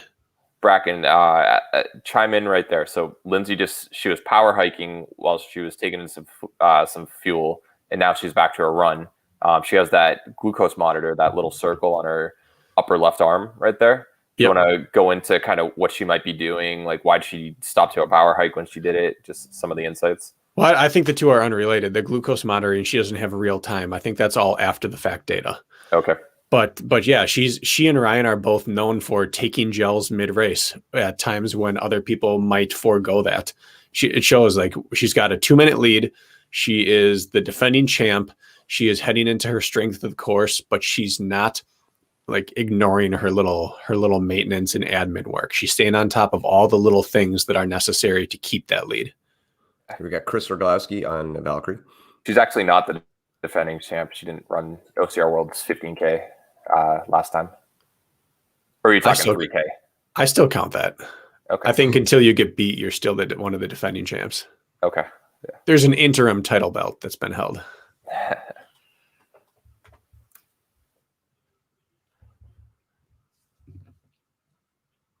Just looked very smooth on Valkyrie. She had There's a little hiccup at the fallacy. top. There's a fallacy of fueling where people who are in the chase pack often will choose to forego water stops and taking their gels because they think, you know what, I just can't afford to give up a few seconds here or there. I've got to steal time anywhere I can get it. But there's an order of magnitude to what happens to that time you're stealing and losing when your body starts to run out of fuel. Totally agree. Try to see if It's we better can see the to other spend women 10 come extra in. seconds making sure you're setting yourself up for a good second half with fuel. Especially with a 10, 15-minute climb staring Yep. at these women on the second half of the course. You need to make sure your reserves are intact. All right, who's this? Got Ida Little here. grainy. That Yeah, might be that's Tiffany. Oh, I think it's Ida. Oh, I think I she said took that, off- Rob. She took off the orange. Okay, you're right. Yeah, I think, Rob, outside of Susanna, there's no one that's going to match her up that climb. You're correct on that. Yeah, Nicole. Not I don't sure. know. Nicole could. Yeah, of the people who are able to physically run right now. And Matt, Harsh. you got the guys coming up there soon? No, not harsh. She's got a I know, torn dude. ACL. Truth. Yeah. All right, so there's Rose. So Ida out-descended Rose there. yep. That is Rose a bit of a came off the surprise. previous obstacle first and got to the bottom behind her. But look at her. That was an aggressive transition. Rose has some of the quickest in and outs that you'll see on the women's side, or just either side, honestly. Certainly always, out. Yeah, always, yeah, definitely out. Always We're swing with her you, arms Matt. right away. No lost time. All right, so that's Logan. Do we have a pass here? Matt, let's hear it. What's happening? We've Matt got Kessler. Logan here in the front, looking strong here. About 10 seconds to Hosick is next. And who VJ Coming was in in here. first? Hosick and then Igor. Where's VJ? VJ has dropped back probably, he's within a minute. So we have Logan, Hosick, Igor, Kempson, and then VJ is step in step with Kempson in 4th, 5th. Oh my! Whoa. No. Okay, I'm going to go back up to Yeah, Logan keep, up here. keep it Logan. That And is it- unbelievable. This is only a climb. go E. This There is were the no last climb. obstacle getting stuck on stuff. He could have got stuck possibly on There you go. no like No, a he rope left. climb. He left those 3 obstacles, and I don't think there's anything Uninterrupted left. to the top. Looks like he just he might have cracked. Wow. He was looking so solid though. Maybe on a low rig, maybe he got stuck on a low rig, but it looked like he got. Here you go, through that. Logan. No, there. I He mean, spent he was starting to show signs, right? He was looking back a lot on the second climb. He gave time to Logan on the second climb. He looked like he was fighting. He fell off a rig. He looked like he was fighting a bit on the traverse. And those are little things that don't look major, but they're a sign of some full body fatigue happening. Look at Logan here, switching up his foot plant just a little bit to take pressure off. But look one at side. the gap. Look at it. Look like this is a group. This isn't just him running away right now. This is exciting. Matt, what's the? I know you're probably out of breath going up. No, What's it? 30%? Yeah, we're pretty 30%, probably 25. Okay. Right on that border where you're not sure if you want to run versus It's- hike. Which one's better? It's hiking. Okay. It'd be way too inefficient to run this. Okay. That's why Logan's doing it. Yeah, we got Logan, 15 seconds. Hosick and Igor. Yep. And another 30 seconds. Kempson and Jones. Looks like they're about at the top or at a leveling off section. Yeah. Okay. Right up Here's here. what's wild. Not So- only has he pulled away from VJ, but the other two are actually reeling him in. Maybe that 43 hours of travel catching up, but although he's in the lead right now, and I'm just pumped that there are three guys back and forth because John Albin typically wins this thing by like 3-4 minutes. This is some awesome action. And Ian Hosick having the race of his year so far. Ian is he typically starts off the year. People are like, oh, he got like 14th in Jacksonville or something. He's washed up. He's done. But he has just the knack for peaking at the right time at the end of the year. And guess what? It's right around the end of September, right where you always expect him to do well. Yeah. And that's why he's sitting in podium contention. But even 3 weeks ago in West Virginia, he wasn't a factor. And here he is closing down on people who have made multiple U.S. National that Series is podiums. really close. Yeah, that's what I'm saying. These 5 two seconds, maybe. These two are reeling him in. Ian might. Whoa. Okay. Igor is basically power hiking as fast as Ian's running. So We're gonna get a pass on this Herc hoist. rope climb. No, this is a rope climb. A rope climb. Is someone on that already? It looked like someone was on the rope climb already. This is actually a hoist. All right. Every single one of them is getting water. No one's skipping Go, it. Logan. Oh, It's interesting though that the one person who skipped it is the person who's getting caught again, knowing, oh, I'm losing time. I just need to take time anywhere I can. Good job, Logan. Did Logan skip it? Yeah. Logan skipped the water. Yeah. Yeah, that right there could be a huge difference maker right there because Igor and Kempson fueled up. This is essentially though the end of the climbing. Yep. Now Matt, it's what a do we have next? What do you- long. You have a couple two obstacles, a little loop, one obstacle, and then a big bomb down to the final gauntlet. Is this Lagaf? This is Lagaf. Okay. It's going to be a little false downhill after this. Maybe 100 yards downhill and 100 yards Matt, back look up. We only see Look up, Logan's Matt. legs. You got to go up a little. There you go. Sorry, guys. Igor into second place, passing Ian. I think we might end up seeing Igor take the lead pretty soon. Logan lost his momentum agree. there. That's a big mistake. He's got to climb Yeah, up to Logan. the top here to get some momentum. There you go. Good job. Good job. But that's a slick. Yeah. Oh man. They're all Igor's struggling. hung Never up a mind. little bit too. Yeah. This is a very tricky Good obstacle. job. That Right. obstacle, you need to you go, E. swing from one you go. pole to the next with momentum in order to carry it over. These guys, I mean, they're 6 obviously seconds very to tired. Ian. I didn't see Igor, but he's probably 7 or 8. So Igor's right side by side with Ian right now. all less than 10 seconds apart. Matt, do you have a GPS watch? Do you know how fast you're going? What's I'll let you know in a sec, Corey. all right? Yeah. Just focus on the He's camera. running work. in Just video. Give curious. the guy a break. Yeah. Oh, Come on, Matt. Do more. they're going to loop down here. Yep. About 50 yards and right back up. Cool. So we'll catch them on the up. Beautiful, Matt. And you can see right there, Ian and Igor. Stay right that picture there so we can see when VJ and Ryan Yep. come by. Yep. So right now, Logan has about a 10-second. Lead. What's behind you? What's happening after that? This is going to go. We're almost at the top of the climb, Okay. the top of the segment. So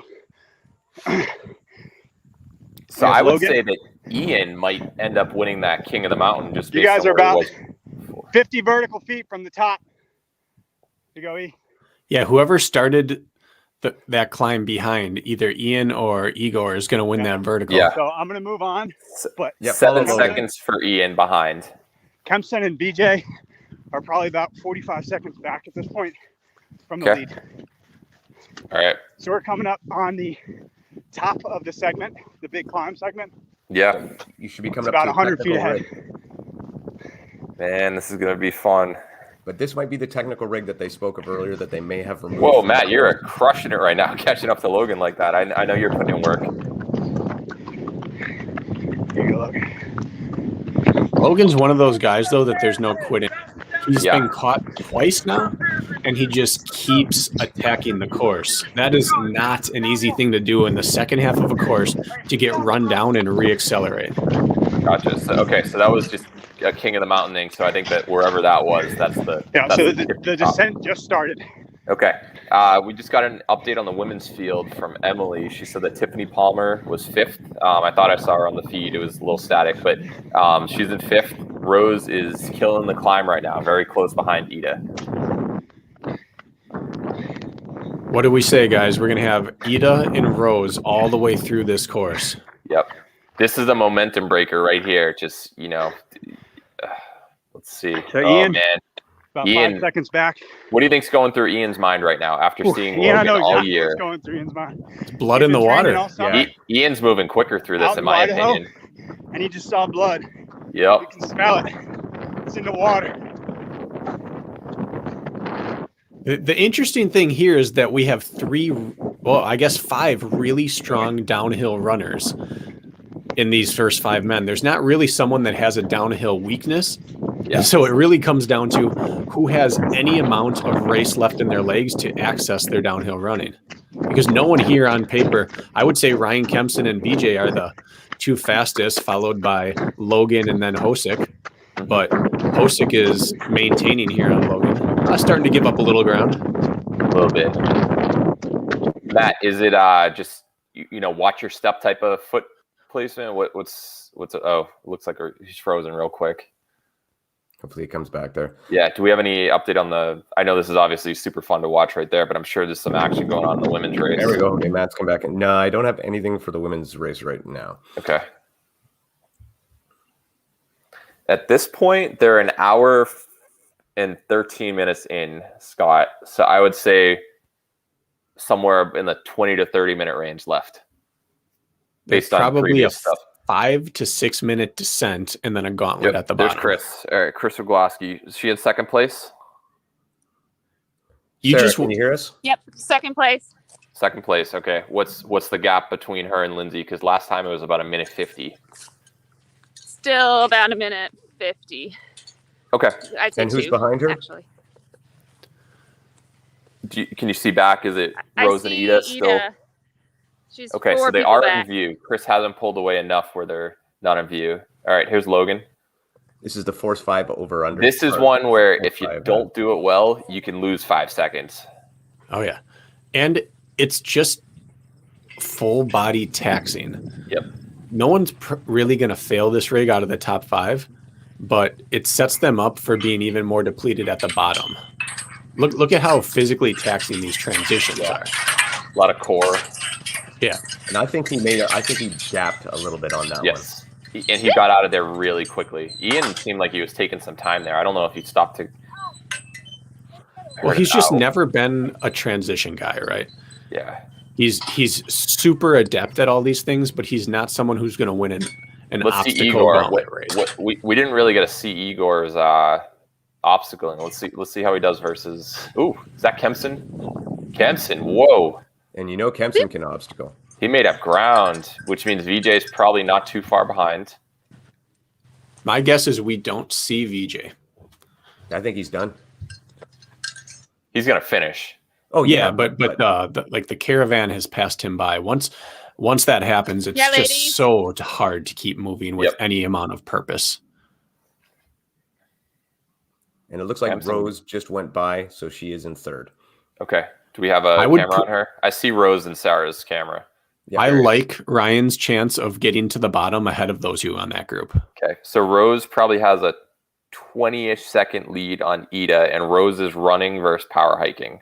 So it seems like on the surface, Rose might be feeling better, but that doesn't mean it's the most efficient necessarily. Now, skitch can sometimes cause some of these Yeah. women's issues, so this could definitely be a turning point for them. Absolutely. And we saw Ida out descend Rose on the previous descent, which was half the distance of this descent. So Yep. Rose is absolutely correct to capitalize on this uphill because she's going to, in theory, need that gap for the downhill. Oh, and she did fantastic. Very through smooth there. right there. That was great. I will say this, so she had a very rigid technique. Like she looked very stiff. Whatever she did, it looked like she got through it in 2 seconds. Oh man, I still think Ida did it better. Yeah, I was gonna say after complimenting Rose because she was so good, Ida made it even easier. Yeah, they were both. I don't know if anyone took time there. They both did that extremely well. If you're teaching a clinic on how to do skitch, either of them, that's the right way. Yeah, stay with them, Sarah. I think Ida moved faster along the pipe, and Rose was faster on the transition point with the skitches. So that was a push there. And that's the thing about skitch is you can do the obstacle quick and then still end up losing time just trying to get the hooks off. I wouldn't be surprised to see Ida take over position right here. Here's the crazy thing is that you don't see athletes reinvent themselves late stage career like Rose has. Mm-hmm. She just has absolutely refused to give in to the progression of the sport. She was the top of the sport. Ida overtook her. And suddenly she wasn't anymore. And she's back. And it's so, I would say, inspiring to see that you don't have to accept your place. She decided that's not what I'm going to settle for. Now, I will say Ida probably just did that 10 seconds faster, and hence why she's in the lead at this point. Sarah, the video's a little shaky. How did they look like coming out of that? Is Ida running out of energy? Is she still looking just as strong? What's your take? Ida started power hiking pretty quickly after she's right there. Yep. It's a little choppy. That's why I'm looking asking for your insight on it. Yeah. I would say they're both looking pretty good still. I think Rose is breathing a little harder. Okay. Yeah. Rose is known for kind of sprinting out of all the obstacles, getting right back up to speed. So it looked like she wasn't as quick getting out of it this time as she was at the bottom, for instance, on some of those other ones. You know, Ida goes to hiking early and often, and we saw that with Igor as well. And that's just a very European approach to mountains. Yeah. For some reason, North America, we gravitate towards running whenever possible, where in Europe, they gravitate towards hiking whenever possible. And as a result, they're just very efficient and have great staying power with their hiking. But any one given section, they might be a little slower on. But over the course of the day, you can see with Rose and Ida, it starts to even out as the race goes on. Yeah. Does body structure play into that too? Like if you're a tall person, are you better off on your power hike? And then maybe if you're a shorter person, taking that choppy, short running astride? Certainly being shorter helps with keeping running cadence going, but it still kind of keeps coming back to stride length versus cadence. You saw it with Logan. Even when he was hiking, he had a short, choppy power hike that just kept going. Whereas Ida's a longer athlete and she's taking a little bit longer strides, but it's kind of just your body does what it does. But hiking seems to be a very overseas skill that we haven't perfected yet. Yeah, I think Ryan Atkins on the men's side goes towards power hiking earlier than just about anybody. On the women's side, it seems like you'll see Rhea on a lot of the climbs. She doesn't power hike barely at all. So I do agree with you on that statement. Right now, they seem to be going step for step, though. Yeah, really. And good. it's steepening up. Do you want to just Matt Kempson? What's going on your end? Should we switch over to you? Are you seeing stuff?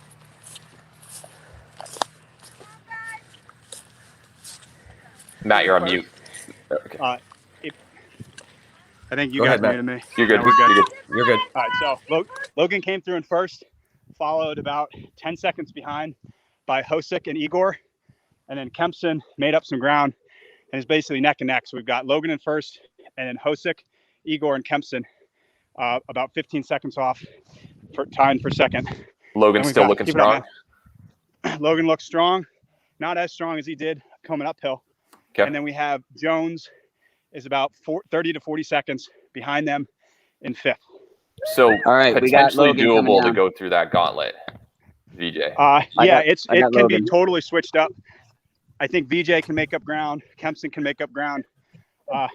Hosick, like you said, not traditionally a strong downhill runner, but he's holding his own very good here today. So What was anybody. VJ's body language and face like coming through? Is he still racing, or has he accepted what's happened? Okay, guys, we got Logan going into the descent obstacle. do Sometimes it's however you tough wanna to do it. tell, But you can use but your feet. I would say definitely frustration a little bit. I think he wanted to be in the lead, but he also Yeah, knows- man, keep it you're up, doing guys, keep it awesome. up. Here you go, Grady. You Nice got job, bud. one grip burner right after this, and then you descend. Then you have This is a tricky pendulum, one. sandbag carry, and festival area. You can just hear Logan You're crunching awesome. and groaning through this. They had this in Battle Frog back in the day. You couldn't Keep use it your up, man. feet though. Those little I think you basically use those ladders on helicopters and stuff. Those are so difficult and such small holds. That's a pretty challenging obstacle right there.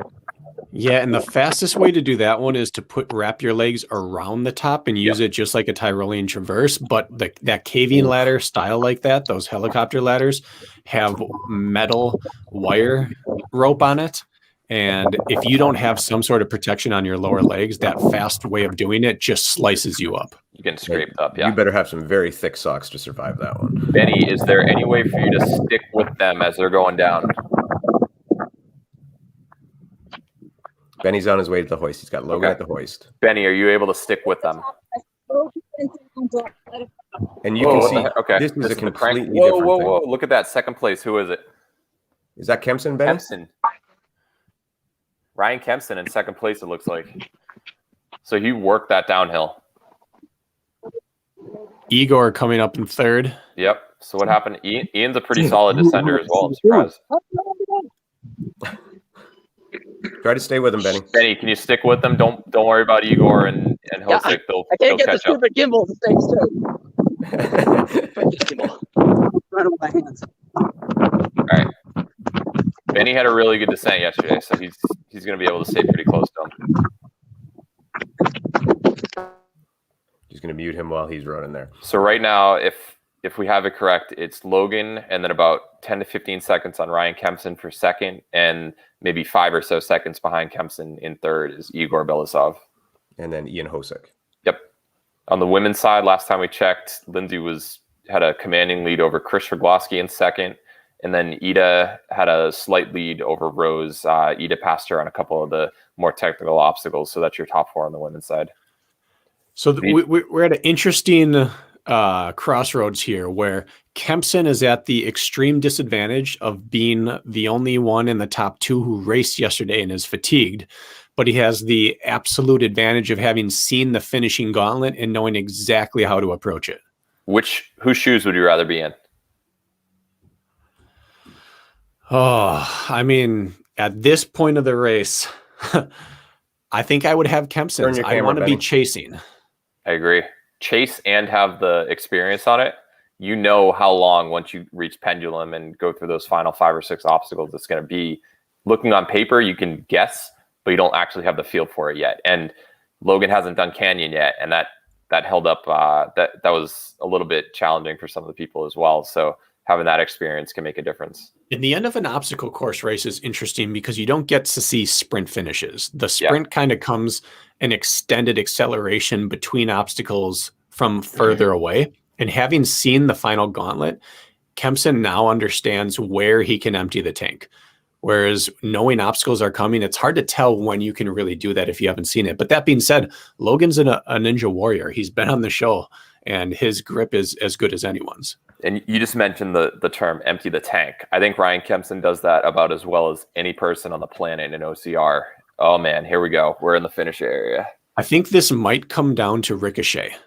That's one of those obstacles where if you have a technique down, you can gain some serious time there. We saw Ida with Rose that decided their battle yesterday. And I know that Logan's good and his compact frame is built for Ricochet, but Kempson's gone through it once and he could get those little transitions a little quicker possibly. Oh, there we Kempson in go. the lead. Kempson in the lead. Making the pass. Passed him. Stay with him, man. Oh man, no, they have a carry. They have a rec bag carry here. Yeah. I have my money on Kempson in this. I wonder if he slings it over his shoulder the way that he normally does. You know how he kind of goes across his back behind him? This you can't fake. Yeah. The ability to try to trot with the bag at the end of a race, having done all this climbing, you either have that or you don't. Yep.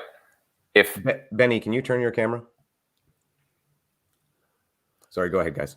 Yeah, at this point, if I was Ryan Kempson, I would try to just break Logan on this because you're a bigger athlete. Ryan usually has some pretty solid carries, not the best, but he's not a bad carrier. But you just passed him on an obstacle. You want to make it seem like you're still not hurting. I would try to make a really big move there. And Igor's not too far behind, maybe 15 seconds or so. No, he moved through that section there faster than the other two did. Yes. I talked with Igor. So he basically got broken at Tahoe a couple of years ago on the double carry when he finished 12th or 13th. And he said that he actually was practicing so hard with double carries afterwards. He ended up injuring his legs and was hurt for like a year. Fortunately, it was the COVID year where he wasn't able to compete, so it didn't really impact his results. But he said that he has worked the double carries a ton through the years, and I think that he's going to make up some ground on it as well. This little thing here is so nasty. Yep.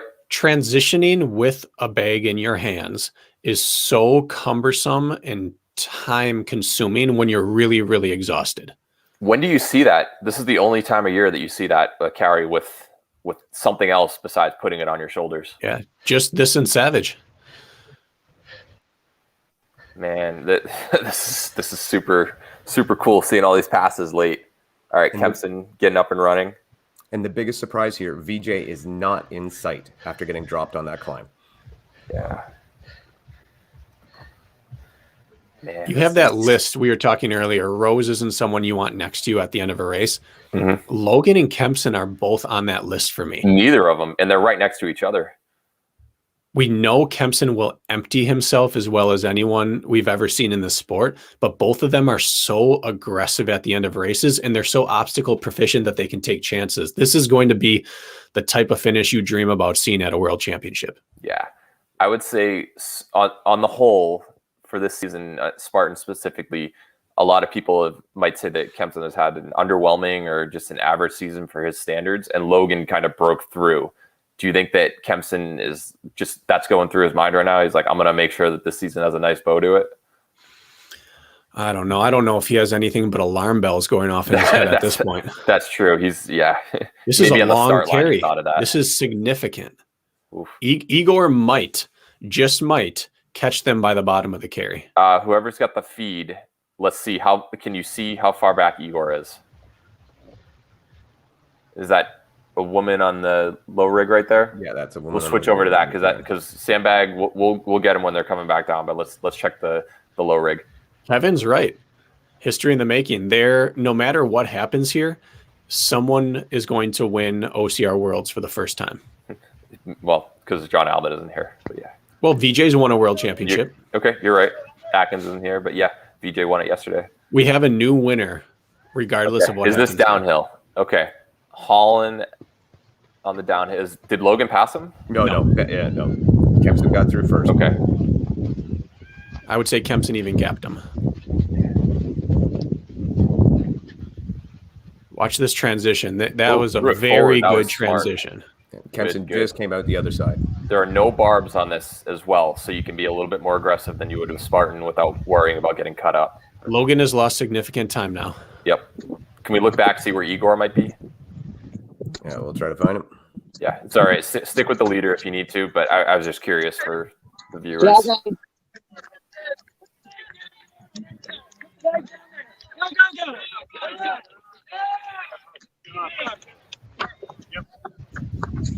All right, Kempson looks like he dropped the bag. Matt Kempson has to be going nuts right now. We watched him do this in Alabama that year, and all now right, Canyon. Let's see how he does. Now look at the difference in height. Like 2 feet higher. I'm your personal escort for the rest of this. Whoa. Stay with him, Benny. Benny, from yesterday, I don't think he can be caught. Look at that pace he's going. I do not think that the only thing might be that mud wall, which was super, super slick. I think Ryan's going to try running down this. And he actually passed Josiah Middaugh on a similar thing in Jacksonville because he ran down the backside to make up time earlier this year. Oh, No, I he's think he so trashed right now, but he's just pegging it. He has And- so much aggression to his running right now. This is like a 3 or a 4% grade. It's so annoying, this grade right here. He's going to go into a super, super muddy inverted wall with nothing. You have to hook your leg on the top. There's nowhere to put it halfway up. This is amazing. Now, this is the time We've got a the battle. time of the race where what he's done in the past is going to come back to help him. He's gone out to several of those Vermont courses, the grit courses, the what's his name? Rob. Help me with that name. Rob Butler. out in Rob Vermont, Butler. who's Rob Butler's course. He spent time doing obstacles that are nearly impossible for the average person, and that's going to help him get through this kind of course. Yeah. All right. Logan's a little bit behind. Logan and Igor are very close. They came off the A-frame together. Logan's going to keep outrunning him in between obstacles, and Igor's going to keep closing it right down on the obstacles. Yeah. Just one of the comments on the side, Fran was talking about us saying there's a new world champion. We're only talking about the men's side. We're definitely going back to the women's side. I've got all the results pulled up, and Corinne Carlson and Ida, they've all crushed it through the years from the international side. So we didn't forget that. We're just talking specifically about the men's race. So, but anyway, back to this. Let's see the finish. I think Ryan Kempson, he's going to round the bend, and there will probably be 2 more obstacles left. If they didn't change it since yesterday.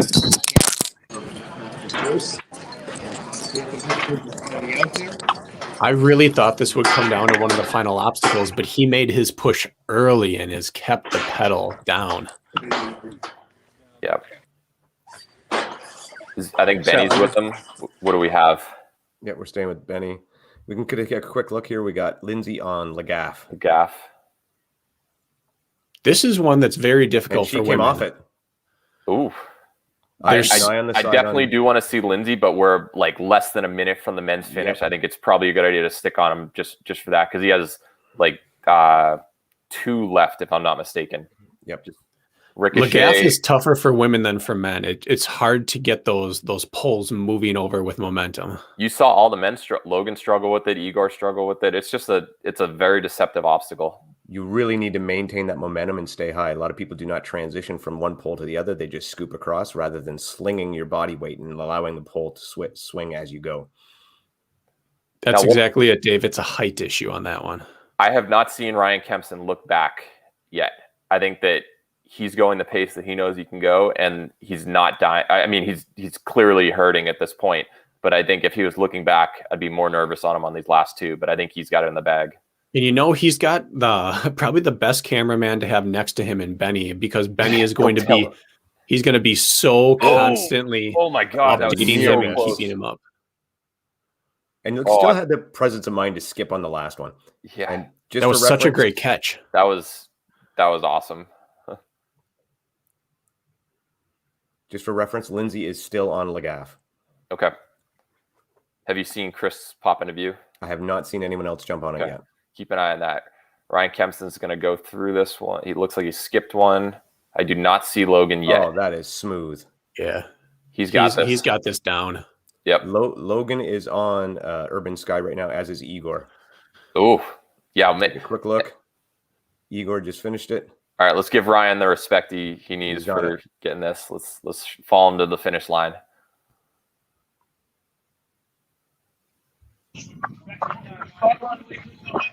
Benny, make sure you are not in his view so he gets the the solo picture coming across the line. Keep working, Ryan. For reference again, Lindsay still on Lagaff. Wow. So that 2 to 3 minute gap, even if she added a minute Here's on Ryan the next Kempson. climb, is not safe. Champion. Vermont's own, winning the title in Vermont. That is as hard earned of a world championship victory as you will find. Yep. That's awesome. All right, we'll go right back to Igor. Congrats to me. Oh man, Igor in second? Igor Yes. is in second. I do Igor's not in see second. Logan. Man, that was worth traveling over from Russia.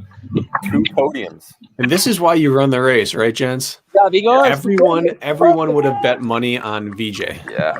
myself included. Oh man, Igor Look at these second two place. guys. Let's see Logan. I'm assuming Logan made it through. 2 podiums for both of them this weekend. He's coming down the curve. And what a hard fought effort. Logan went for the win. Do you think that if he didn't have all this travel that things might have been differently, or it just kind of played out how it did? You know, it is so hard to even say. The fact is, he made that race. He's the one who caught VJ.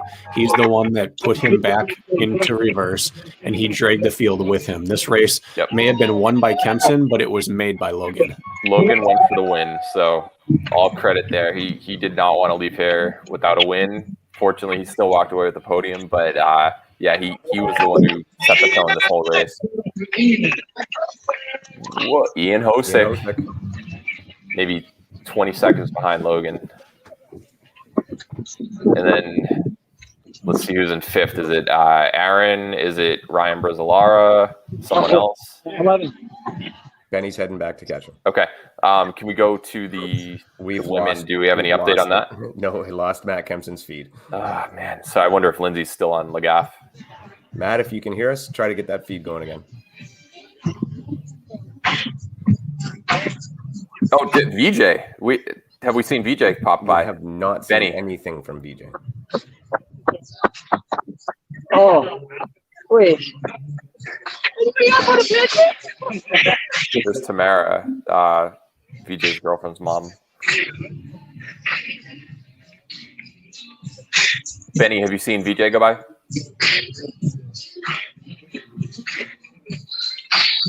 Yeah. Matt P heading back towards Urban Sky, so we should see VJ come through there.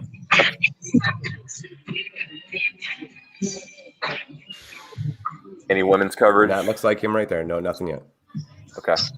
And there's our boy VJ. It's not someone's with him. Man, he's got work to do. Yeah, he's not on his own.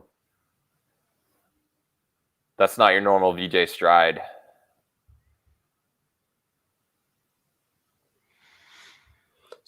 Is this just a case of VJ kind of at his limit, at that 90-minute limit that he likes to talk about? No, I think that he may. I mean, I don't want to read too far into it, but he may have just, had the mantle of this is my race, and he may have assumed control a little early, pushed a little hard, and then had things start to tax him a little bit too much. All right, let's go. Chris Rogowski now on Lagaff. Matt, can you hear me? Matt Kempson? Racking nowhere. Robert, we're not. Right now. Hey, Matt, can you hear us? Yeah, I can hear you. Did Lindsay get through? Yeah, Lindsay got through. She took her 2 or 3 minutes, maybe 6 or 7 tries. And then Chris was getting stuck in the same spot. Do you know the approximate gap? A few minutes? She came in about 45 seconds behind Lindsay. And if she'd gone through clean, but now we're looking at more like a 2-minute gap. Okay. This is that transition here that after you tip that wooden one, you want to climb up it and get high. Well, she had that idea. Any idea where Rose and Ida Rose might be coming up? came into sight right here. Okay, so and that's Ida right behind her. So. Did you notice what she just did? No. She just reached through and pushed that red one over. And I don't know if the official told her she's allowed to do that or not, so that when she comes through this time, it's already tipped. Now, these should automatically reset. Yeah, they have like a counterweight. Okay.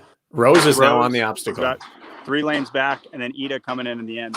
So this is a 3-horse race. I'm loving these triple battles like we saw on the men's side. Now it's just the same exact thing on the women's side. I hope it stays like this.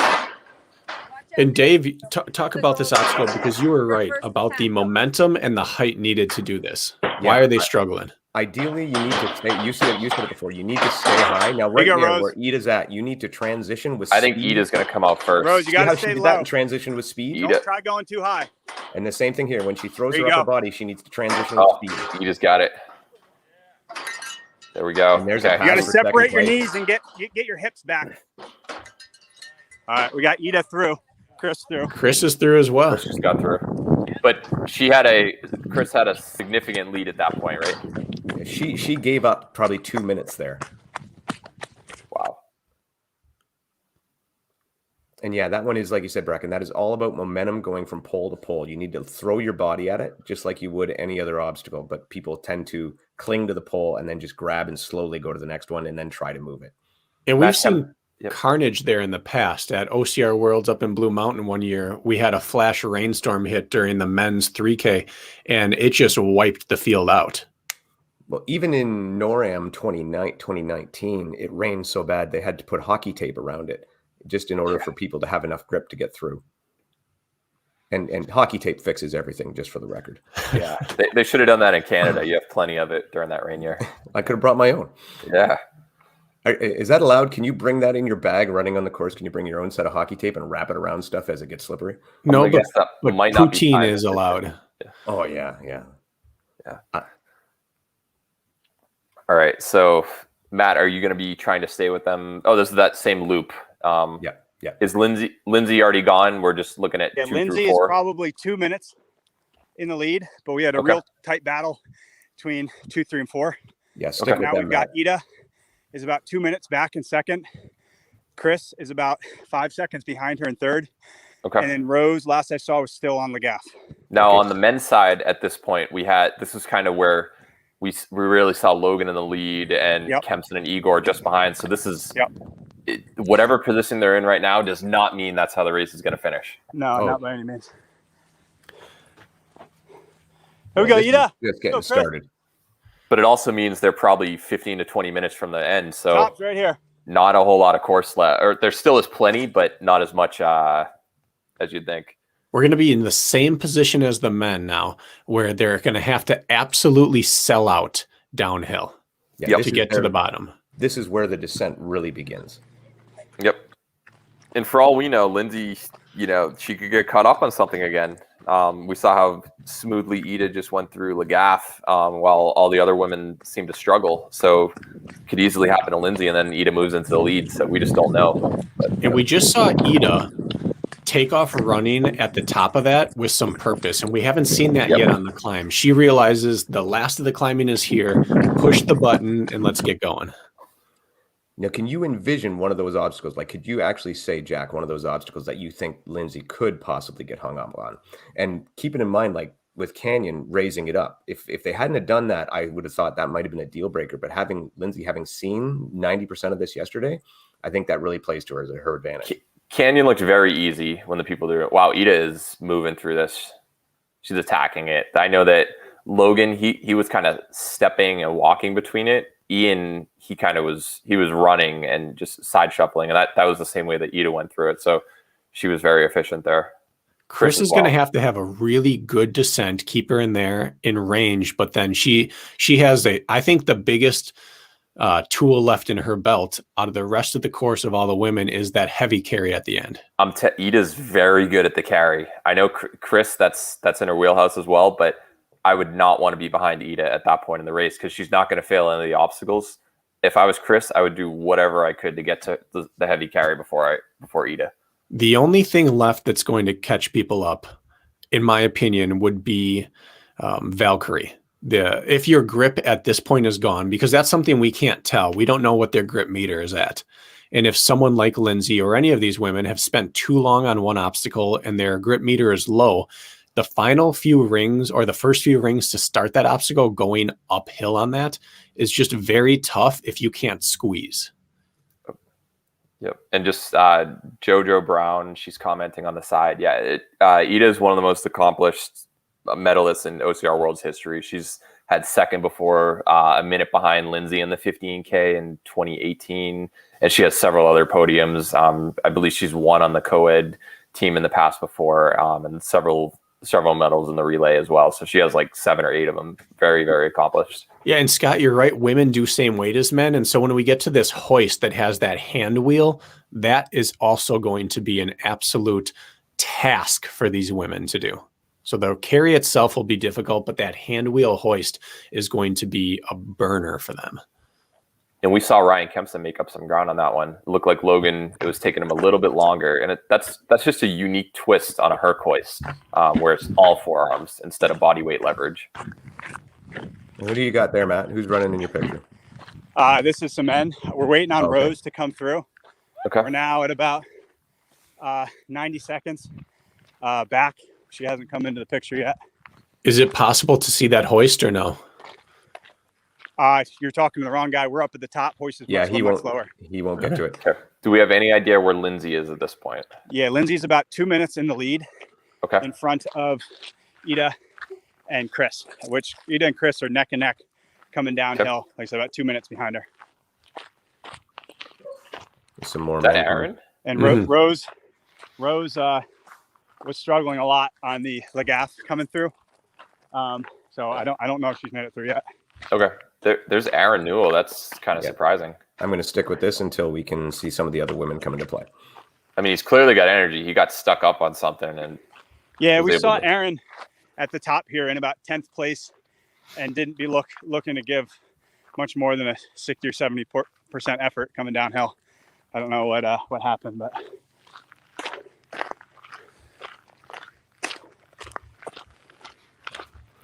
Right. Do we have any coverage on? No, I'm keeping any of the women at the moment. Not right now. Okay, we got to wait for him to get into the festival or the next part of the hill. Yeah. So this is our best shot right now. Stick with Aaron going through big. What is it? Bigfoot or Littlefoot? Okay.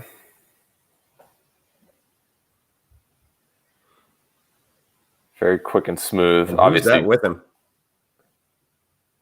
I don't know. We just lost view of the person. I would think that very soon Lindsay should be making her way down. Whoever's following Aaron, I think it's Emily. Can you look at the mud pit right there? Oh, what a mess. You have to jump out of that. There's nothing to put your feet. They're making it look pretty easy right there, but a lot of people were getting hung up there yesterday just because you don't have anything to jump off of because it's such a soft surface. And that'll again be tough for the women. I wouldn't mind if we start to backtrack here and catch the lead women come through this because they're not too far behind. Yeah. Yeah, Emily, bail out on that, and there you go. Thank you. At this point, they're about an hour and a half into the race. An hour 50 or so is where you can expect them to end up finishing. So they're getting pretty close to the festival area. So yeah, if we can catch them, that'd be great. Yeah, pretty much all hands to the festival area. Yep. So Dave Bracken, if you had to predict what you've seen so far, how's the top three going to finish? Oh, Alejandro Ripoll. Yeah, he's arguably the best South American racer out there. He was That's the guy fantastic. with Aaron. Yeah. I think honestly, I think Ida will maintain that second place. I don't think Chris will be able to make up the ground on the carry. And normally Chris's jam is making up on obstacles and carries and situations like that, whereas Ida is at her level or beyond. So I just can't see her making up ground. Based on historical record and what she did in the 3K yesterday, this is Ida's race. But because I love an underdog story, I'm going to be rooting for Chris to come through and shock the world.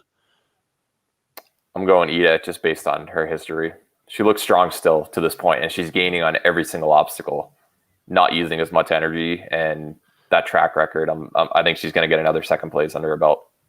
So there's Rachel Corigliano. She's got gloves on. And that might help in this dry weather. Can you see, is Rose still at Lagaff or? Oh no, Rose went through. Okay. I must have missed that. Do you have any idea what position Rachel is in roughly? No. Okay. I was mainly the camera person. Yeah. I think Rose was about 80 meters down coming out of Lagaff. Okay. Matt, your mic's not connected. I can't unmute you. Well, we got Sarah. Sarah, go to the girls on the hoist. Not here yet.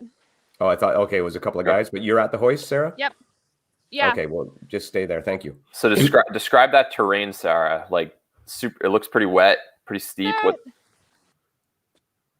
Right now, this is all just service road, so kind of rocky and soft, but ball bearing like. Okay. This next rig is on just grassy terrain now. Okay. How have steep? Have you seen Lindsay come through? Yeah. Yeah. Yeah, let's switch over to a different camera, I guess. Yeah, we'll go back to Matt and see. Look at that technique from Rachel. Right. All right, she's out.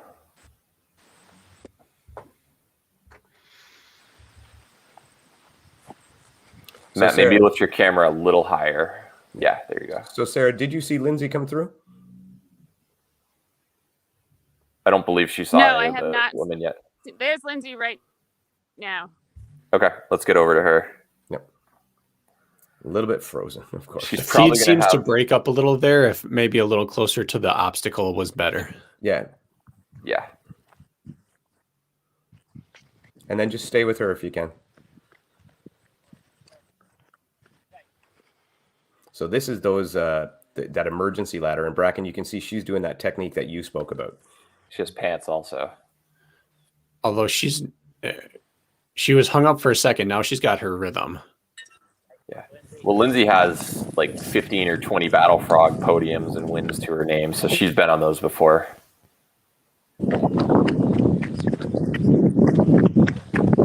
Get that typical Lindsay stride, super comfortable. You know, she paced it right. I wouldn't be worried about her at this point. I'd be willing to say there's no comfort there at all, Jack. No comfort. I don't think we can judge how comfortable she is. She has a compact stride, but at this point, she's been on that mountain for an hour and a half, and she's been given it. I think she's comfortable in her lead, and she probably knows that. Yeah, I would say Lindsay's been here before, if that helps clarify. All right. Are we confirmed that this wheel has the same weight as the men? Because if so, Logan really had to work for this.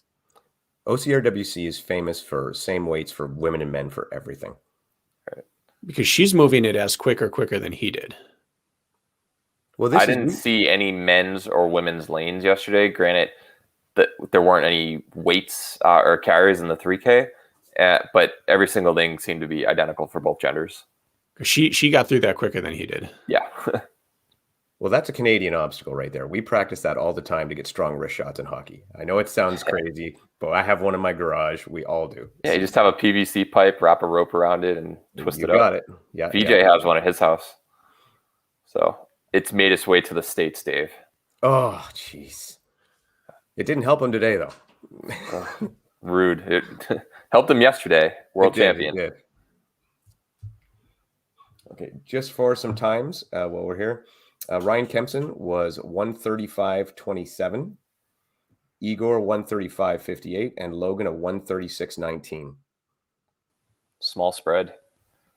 I mean, you talk about a 15K World Championships. We're not used to that kind of close finish. I do not see VJ on the results. We're looking for it now. Yeah, I'm just on the page. Okay, I refreshed. Now he's on there. But All right. Manuel Defoe looks like a Swiss athlete. I've seen his name in plenty of the results in Europe. He's actually not typically at the front. He's typically in like that 5 to 10 range at a lot of these races, but clearly a very obstacle proficient athlete. But it just goes to show you the level of depth around the world. A lot of people typically think of, the U.S. gets most of the coverage, but there are a lot of really good international athletes, and we've seen it time and time again, especially on the podium. Yesterday, you had, for the women's side, you had Denmark and then Canada and the U.S., so you had 3 different nations there. And then on the men's side, you had Russia. So it's great seeing that there's a little bit of diversity despite everything that's going on in the world, that truly makes it a world championship because you have world representation. Yeah, I mean, that was something that really you probably wouldn't have called considering the lack of, like you said, lack of representation. So it was exciting to see. Yeah. So Lindsay here, she'll be coming down into the festival area. After that hoist, she's going to have to go over some inverted walls and stuff, but it's a straight shot. You can see the area there. Yep. So if we can make sure we have some cameras down by Valkyrie and Pendulum, that would be great. We're down here. She's coming down now. Okay. Any sign of the other women on the descent? Not yet, no. Okay. Not yet. Lindsay just has that all-day stride. You can't tell watching her what stage of the race she's in, whether it's first mile or last mile. What a term. all day stride. All right, so she probably has about 4 to 5 minutes left in the race at this point. All obstacles, essentially. And obstacles that she saw yesterday. Mm-hmm. Stopping to get a little bit of water. She's obviously been working, but even this late in the race, she understands, let's get a little bit more in the system. Yeah, she's arrived to the point where VJ was at yesterday, where she has won this race. Now all that's left is not to lose it. So it's just clean from here on out. She won't need to do anything spectacular. Keep water, take a breath before some things, and that's it. That's her key to victory. All right, Sarah, we got Benny with Lindsay. Can you maybe try to track down the next set of women? This is going to be an arduous carry for these women. They're using the men's weights, and we saw how long the carry was for the men. And once they get the weight on their shoulders, these are all such spectacular athletes and in such great fitness that they can move with this weight. But the two different transition points of this race in this carry, where they have to get down and up from the first crawl and down and up from the second, that's where it really is unfair and taxes these women, because they have to clean that bag 2 more times. And that is a big discrepancy between them cleaning it and the men cleaning it up off the ground. And Do you like her technique right now without the arms? Oh, now she goes back to it. But well, you can tell that from that, Jack, she's actually cognizant of that she needs to save those arms for, those cleans that Bracken talked about, but the rest of the upper body obstacles. Yeah. I feel like if the terrain gets above like 20%, gets really, really steep, she might not be able to get away with just resting it on there because of the steepness. But if it's a slightly shallower grade, she might be able to do this a little bit longer. And really, the steeper it gets, the easier it is to not use hands. This is a really smart. Big bag. That's what I like, width wise and size. That's why I was thinking. But if you feel otherwise, go for it. Well, and you're talking percentage of body weight from the men to the women. I mean, these are usually 50-pound rec bags, and if you just think body percentage wise, like that's 60 probably for these, like 40% of her body weight. Like, it's a big difference. And this will be over 50% of her body weight. Yeah. I mean, this is the guys picking up a 90 or 100-pound bag. And sorry, Jack, did you say it's a 60-pound this year? I thought it's always been 60, but maybe that's the. It's usually 50, but this one looks thicker. This could be a 60. Yeah, that thing looks like a human size. Look at the difference that it takes for her to move that through there versus what the men had to do. It's just so much more taxing, which is only going to make this finishing gauntlet more difficult. Yeah. This is a big feat of strength here for her to get this up, and smart to use her leg up on that obstacle rather than having to squeeze with her forearms and clean it. Just constantly aware of her surroundings and using that smart,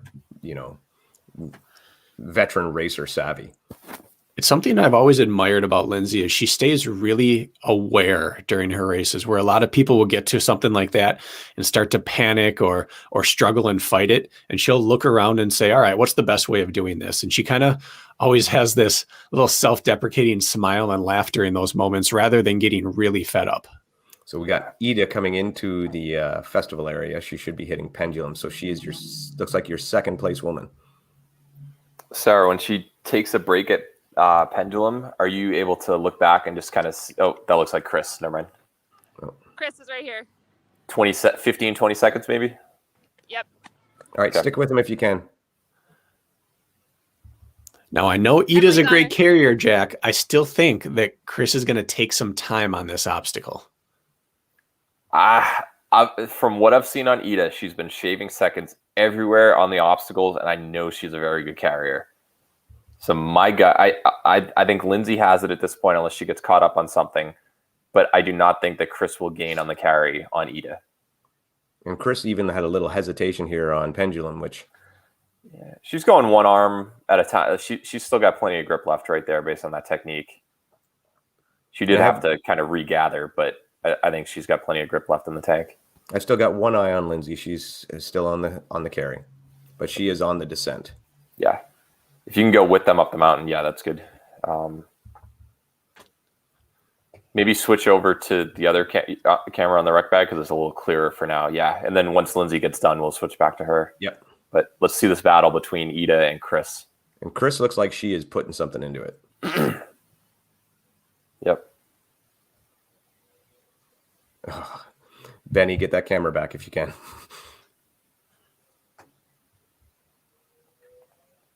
Yeah, Chris is very intentional right now. You can see just her cadence walking up. She's not labored.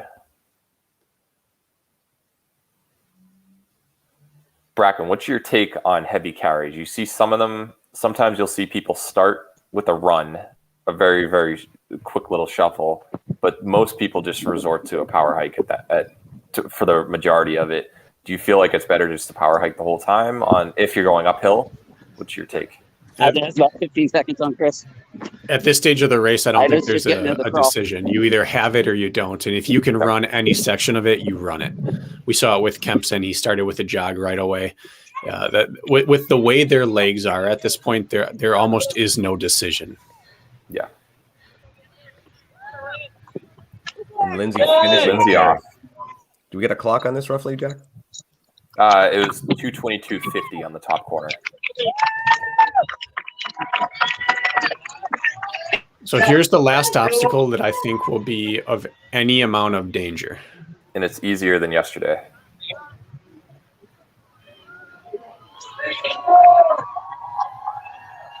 Yeah, it's not even the same obstacle. No, that's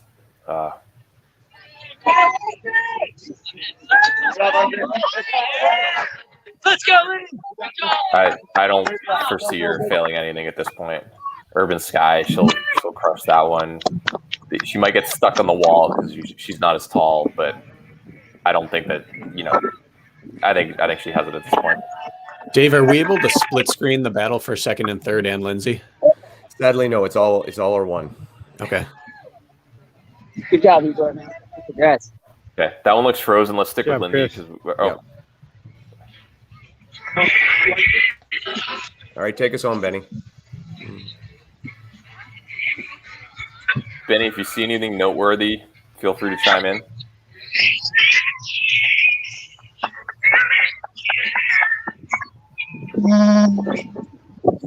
She just still looks so smooth and composed.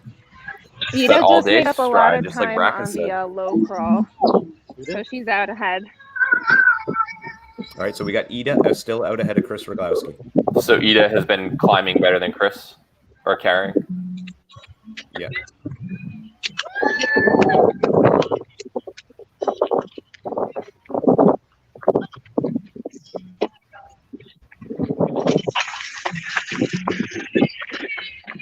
So now this Littlefoot could trip people up, but I don't expect any issue from Lindsay on that. No. She's been on much harder obstacles. As far as traverse walls go, though, not a bad design. Hey, there's a good fight going on between Ida and Chris Roglowski if somebody wants to get the festival area. Okay.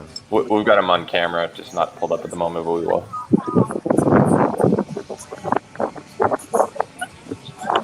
I'd like to have him pulled up, but I just don't have a good feed on it. Okay.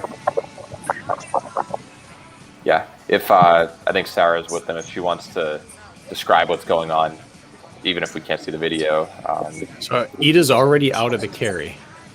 Okay. Out of the downhill heading into the crawl. Yep. This is the last transition point with the bag.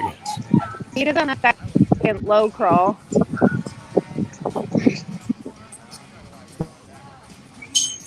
I've got one eye on Lindsay when she gets close to an obstacle. And she made quick work of that crawl. Wow. Ida just, I think, is kind of like John Albin, where she's punished for being a European. We just don't get eyes on her often enough for her to get the respect that she deserves. But she really doesn't have many weaknesses.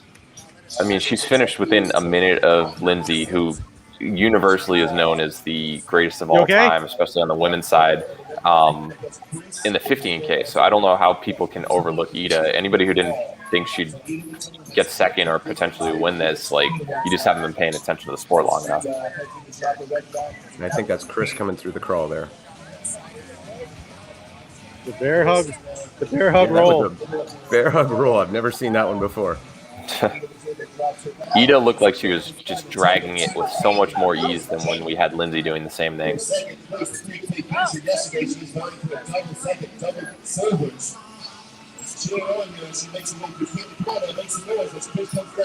I don't know if Ida has dropped the bag yet, but it's been 4 minutes since Lindsay dropped the bag at this point. Ida's dropped the bag. Okay, so she's somewhere between probably about 3.5 to 4 behind. minutes. Okay. Lindsay should be coming up to Urban Sky, or to Ricochet. Just take a moment to recognize greatness. I don't know when the next time we'll see someone as physically dominant as Lindsay. She has made it through every obstacle in a career so far. You know, with a broken bone in 2 years ago, and then a pandemic year, and some waning enthusiasm or drive for what she wanted to do in the sport. She just keeps winning world titles. And I don't know if we'll ever see anything like this again. Keeps getting better, and she keeps staying at the top. So it's the story of Lindsay's career.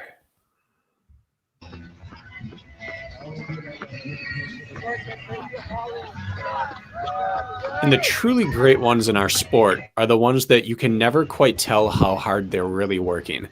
From Hobie, John Albin, now Lindsay, they're the ones that you look at them and you're always lulled into thinking, oh, they're not even pressing yet.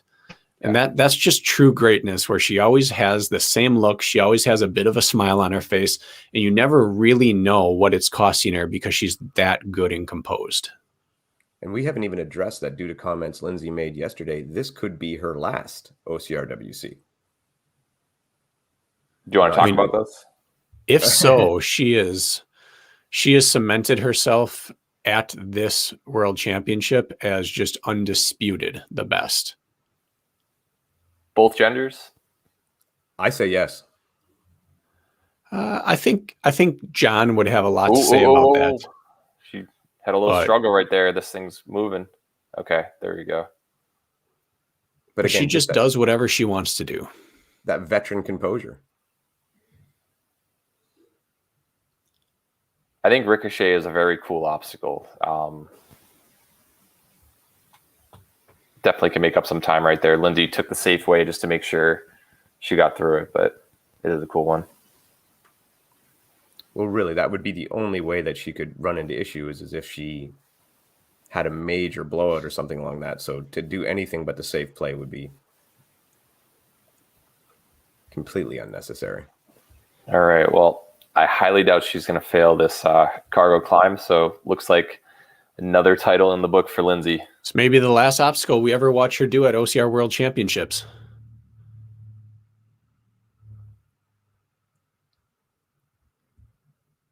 Let's see if we can get some ambiance. She's won in best to ever do it. 2015, 2016, 2017, and 2018. She won the 15K. Now we just added 2021 to her belt. 5-time OCR World's 15K champion. There you have it. On high-fiving the little girls across the line. That is fantastic. And was it ever a doubt from the start, honestly? Benny with some great insight. And now immediately the attention turns to what happens in that battle for second, third, and fourth. Looks like Emily, Ida. we're with you. Ida's made up some ground if she's that close to the finish. And she still looks like she's running good.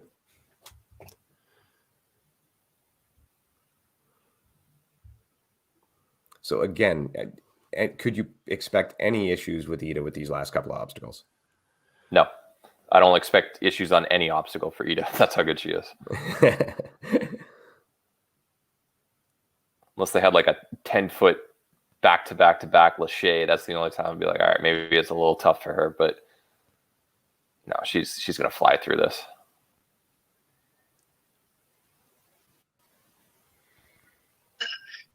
Jack and Bracken, I have Ida. All right. Do you see Chris anywhere? Benny, is Chris anywhere in the picture?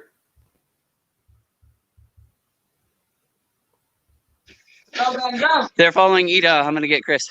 All right. Okay. Let's stick with Ida Chris right is coming here. through the village. All right. Here's Chris.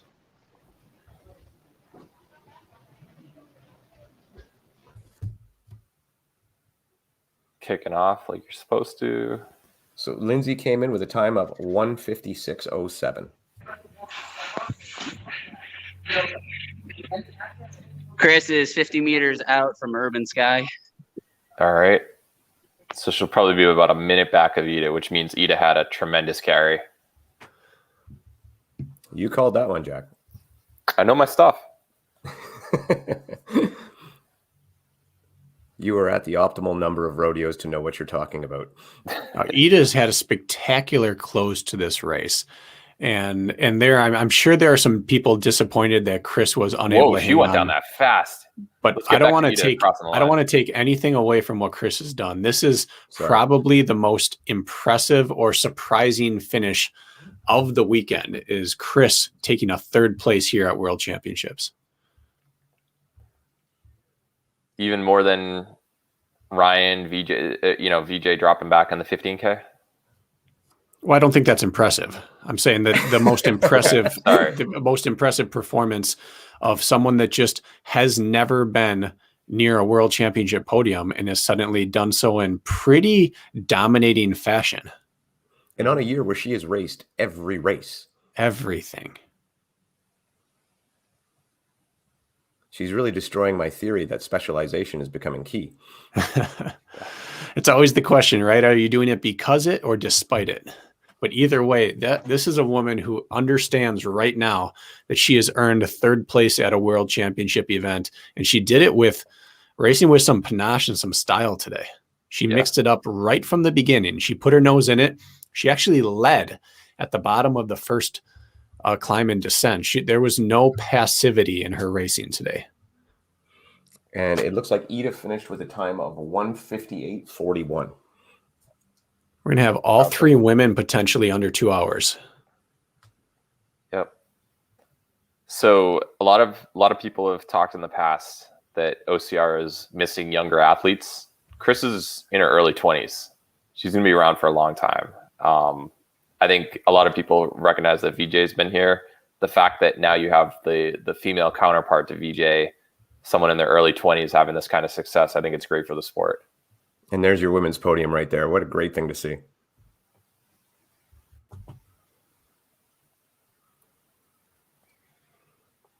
Yeah. Do you think Lindsay knew she had it the whole race? Or do you think, that kind of mixed up at the beginning when people were pressing her, kind of made her question things a little bit? I suppose that's a question for her after this race, but my guess would be that she's been here so many times. There's always a crowd at the beginning and she's always alone at the end. Yeah, I think that's just her system, or the way she runs. Every time it seems like that. She will not panic. Yeah, and she absolutely has the biggest engine, so that's a huge benefit. But the other reason that she always manages to win battles at the end of races is because she doesn't over rev early. She's just an extremely cerebral racer. Should we get the mic on right now? I can't. I tried. Benny has to unmute himself. Benny, unmute. Chris ended up with a time of 2 hours and 3 seconds, just over that 2 hour mark. So where would these three have finished in the men's field? I'm not sure on that one yet. Jack, do you got that one? 16th, James Nair was 2:39. So what was Lindsay's time? 1:56:07. She would have been 13th and she was 12th yesterday. And then doing all the add same Logan to the weights, mix. all the same weights as well. All the same obstacles. Throw in Logan, throw in a couple others, Grady Jackson, who finished 7th. What a performance. Now, is that not one of the most beautiful things about OCRWC? It is apples to apples. Everybody does the same race. Mandatory completion, same weights. All you have to do is look at the finishing time, and that tells you the whole story. Yeah, it's pure. And I think that's why for me it is the premier event. So is there anything that caught you guys as a bigger surprise than, for me, still VJ dropping back that far? is the biggest surprise of this race for me. Yeah, when he went, and I don't think anyone expected it. I think there's probably a couple people at home thinking that, man, it's too bad I wasn't here because this is my day to get him. Agreed. Yeah. I would say definitely Chris proving obstacle proficiency matters, but she has her climbing. This is a 4,000 plus foot elevation change course. Her climbing's the real deal. And we're going to see her for a long time. Do you think this race is different if they kept Canyon low? Does that affect anything? Lindsay got through her first try yesterday, right? I believe so, yes. Okay. I'm assuming Ida did as well. And probably Chris and Rose, or if not their first, they probably made it on their first redo if they didn't make it through. It definitely was the hardest obstacle on the course that you saw yesterday. Most people, it looked like Gaff might have been the hardest today, or the most time consuming.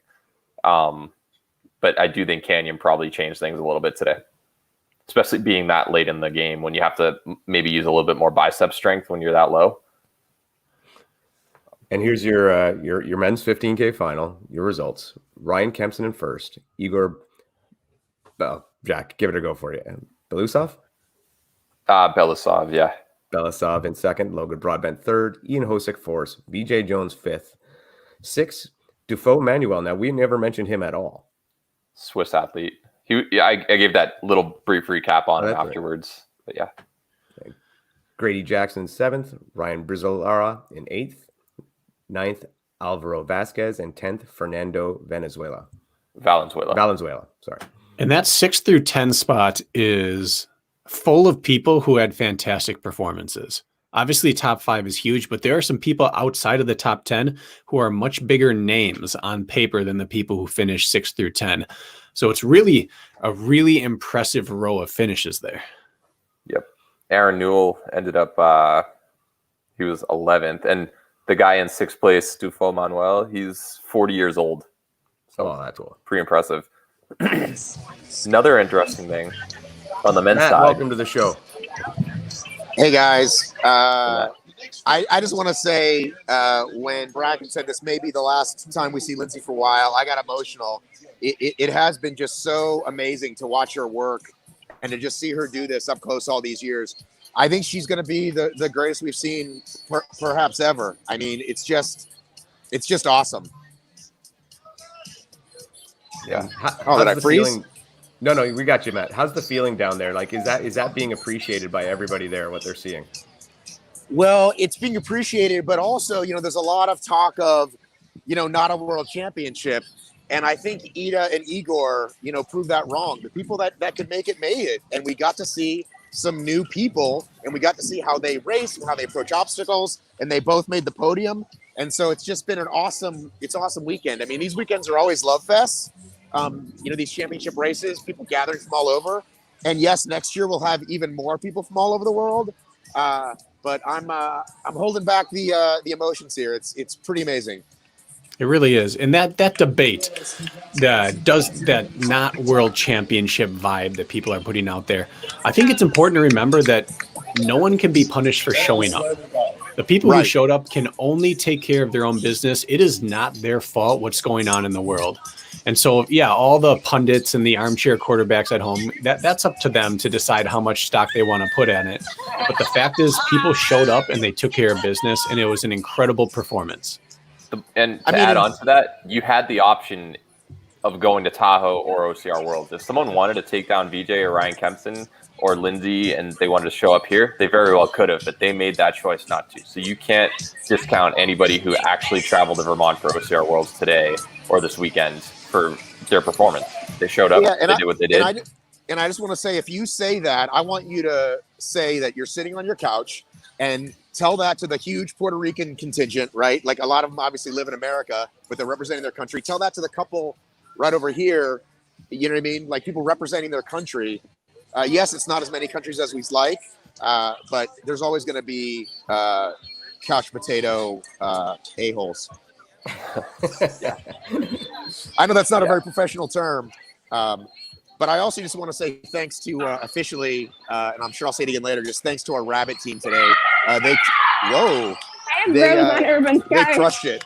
I know you guys got to see a lot more of the field today than yesterday, and it was just awesome. Yeah, let's switch over to Rose real quick. Looks like we see her. Is she in fourth place? Yeah, we can still hear you, Matt. Yeah, I'm probably gonna log out here shortly, so I'll have you guys close it out in a little bit. So I just want to personally thank everyone for watching, and it's a pleasure to bring all.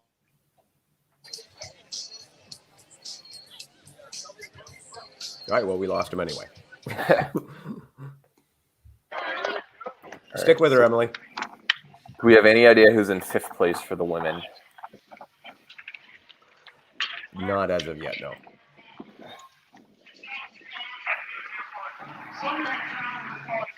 So I still find it interesting, just Rose's attire. Still wearing the Blegmets, still wearing the hydration vest on what seems a very hot day. Does she traditionally struggle with the cold weather? I don't think so. She's fared very well in Tahoe certain years when a lot of the females struggled. There was that year where we had an early climb and descent followed by iced over monkey bars, and she was the only woman who made it through that. And she led the race for something like 9 miles in the really nasty conditions. So I don't know. I can't say it made any difference, positive or negative today, but yeah, certainly is visually different than the rest of the field. Now, we talked about this yesterday, Bracken. Could the Blegmets just be for protection on lesser obstacles? Or mud? I don't know, because I don't know if you can even wear them through obstacles.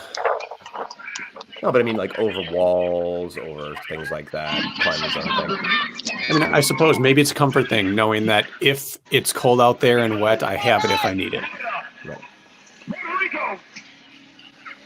And I guess the large part is once you start with it, where are you going to put it if you don't use them?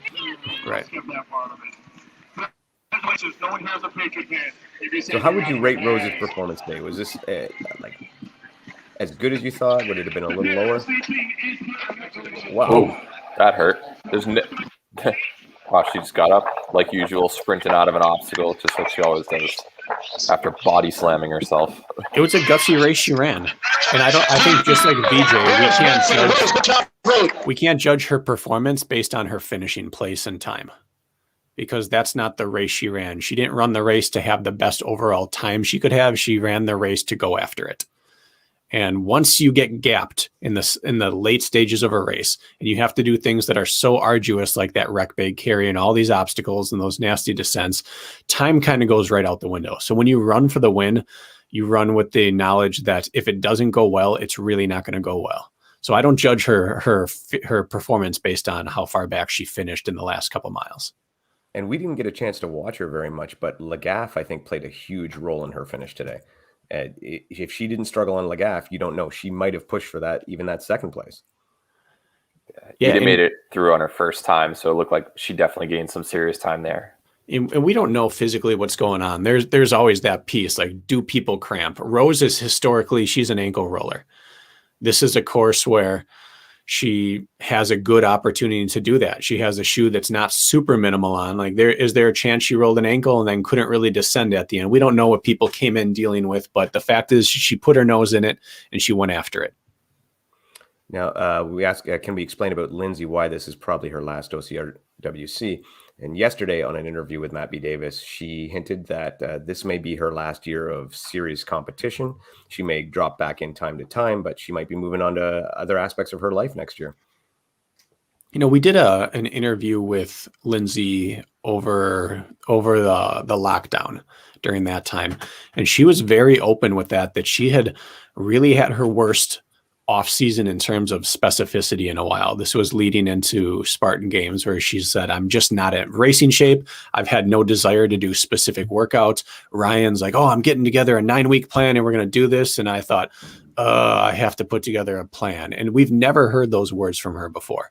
And when you're at the top for so long, eventually that doesn't fuel you the way it used to. And she's talked about her desire to be a mother and to raise a family and to go after other pursuits. I don't think OCR was ever her passion at the beginning. It was Ryan's, and he brought her along for the ride, and she loved it, but it's not her entire life. And we're finally getting to the point where she's ready to find out what's next. Just for a quick update, Rose finished with a time of 2:10.01. And to me, that speaks to Lindsay's greatness. She can have an off season that was her self-admitted least specific and focused off season of her entire career, and then come back and absolutely dominate start to finish throughout the season.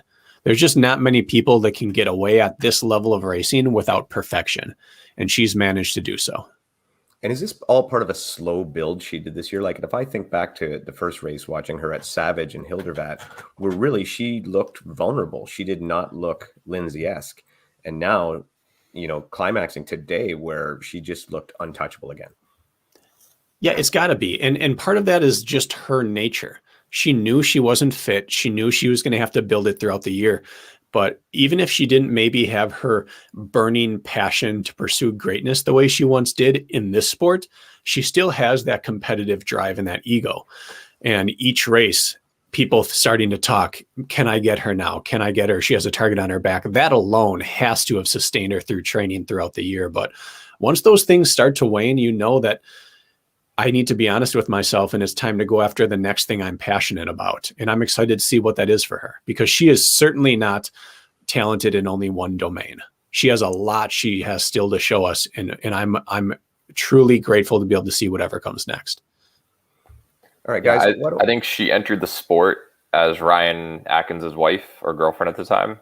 And she's clearly just established herself as the greatest female obstacle racer of all time, if not the greatest, period. So her legacy, whether this is her last race ever or if she comes back again, she's just changed her her legacy through the years, and just now she's on the Mount Rushmore of OCR. You know what, and that's the best way to put it. Now, do you guys have any final thoughts on today and on yesterday and what we've seen this weekend so far? And we'll just wind it out. My takeaway from this is that it is such a pure form of obstacle course racing. There are other versions of racing where upsets really don't happen. You have the top several people, and it's just which order will they finish in. But this style of racing, OCR World Championship, has such a wide variety of obstacles and demanding perfect technique through a lot of it, that you can have people like Kempson win a world championship when he was written off due to fitness, or Chris Roglowski take third, or VJ fall out of the top four. It's just the kind of version of our sport that allows everyone to have a hope at the start of the race. Totally agree. I think that it was as amazing as it is watching John Albin win by 3-4 minutes every single time. It was nice to see those battles late into the race, and you don't know who's going to win. Like, Logan had the lead for a while after VJ got dropped, and then he ended up third at the end of the race. So you saw a bunch of momentum changes. The heavy carry definitely changed the game at the end of it. And Ryan Kempson, his just desire to win at the end of this just came through on that side. And then on the women's side, Ida, just every single obstacle, she would just shave time, not have to, it should make up a couple of seconds. She wouldn't have to do any reattempts. And just chipping away at that throughout the entire race added up, and that's why she got another second place. And to echo what you guys have said, and my perspective, this format takes the runners and the obstacle people and puts them on even ground. And that's why I love this race weekend so much. That's why I think it is the pinnacle, is because it is split down the middle. Anybody can win. And I think that's fantastic.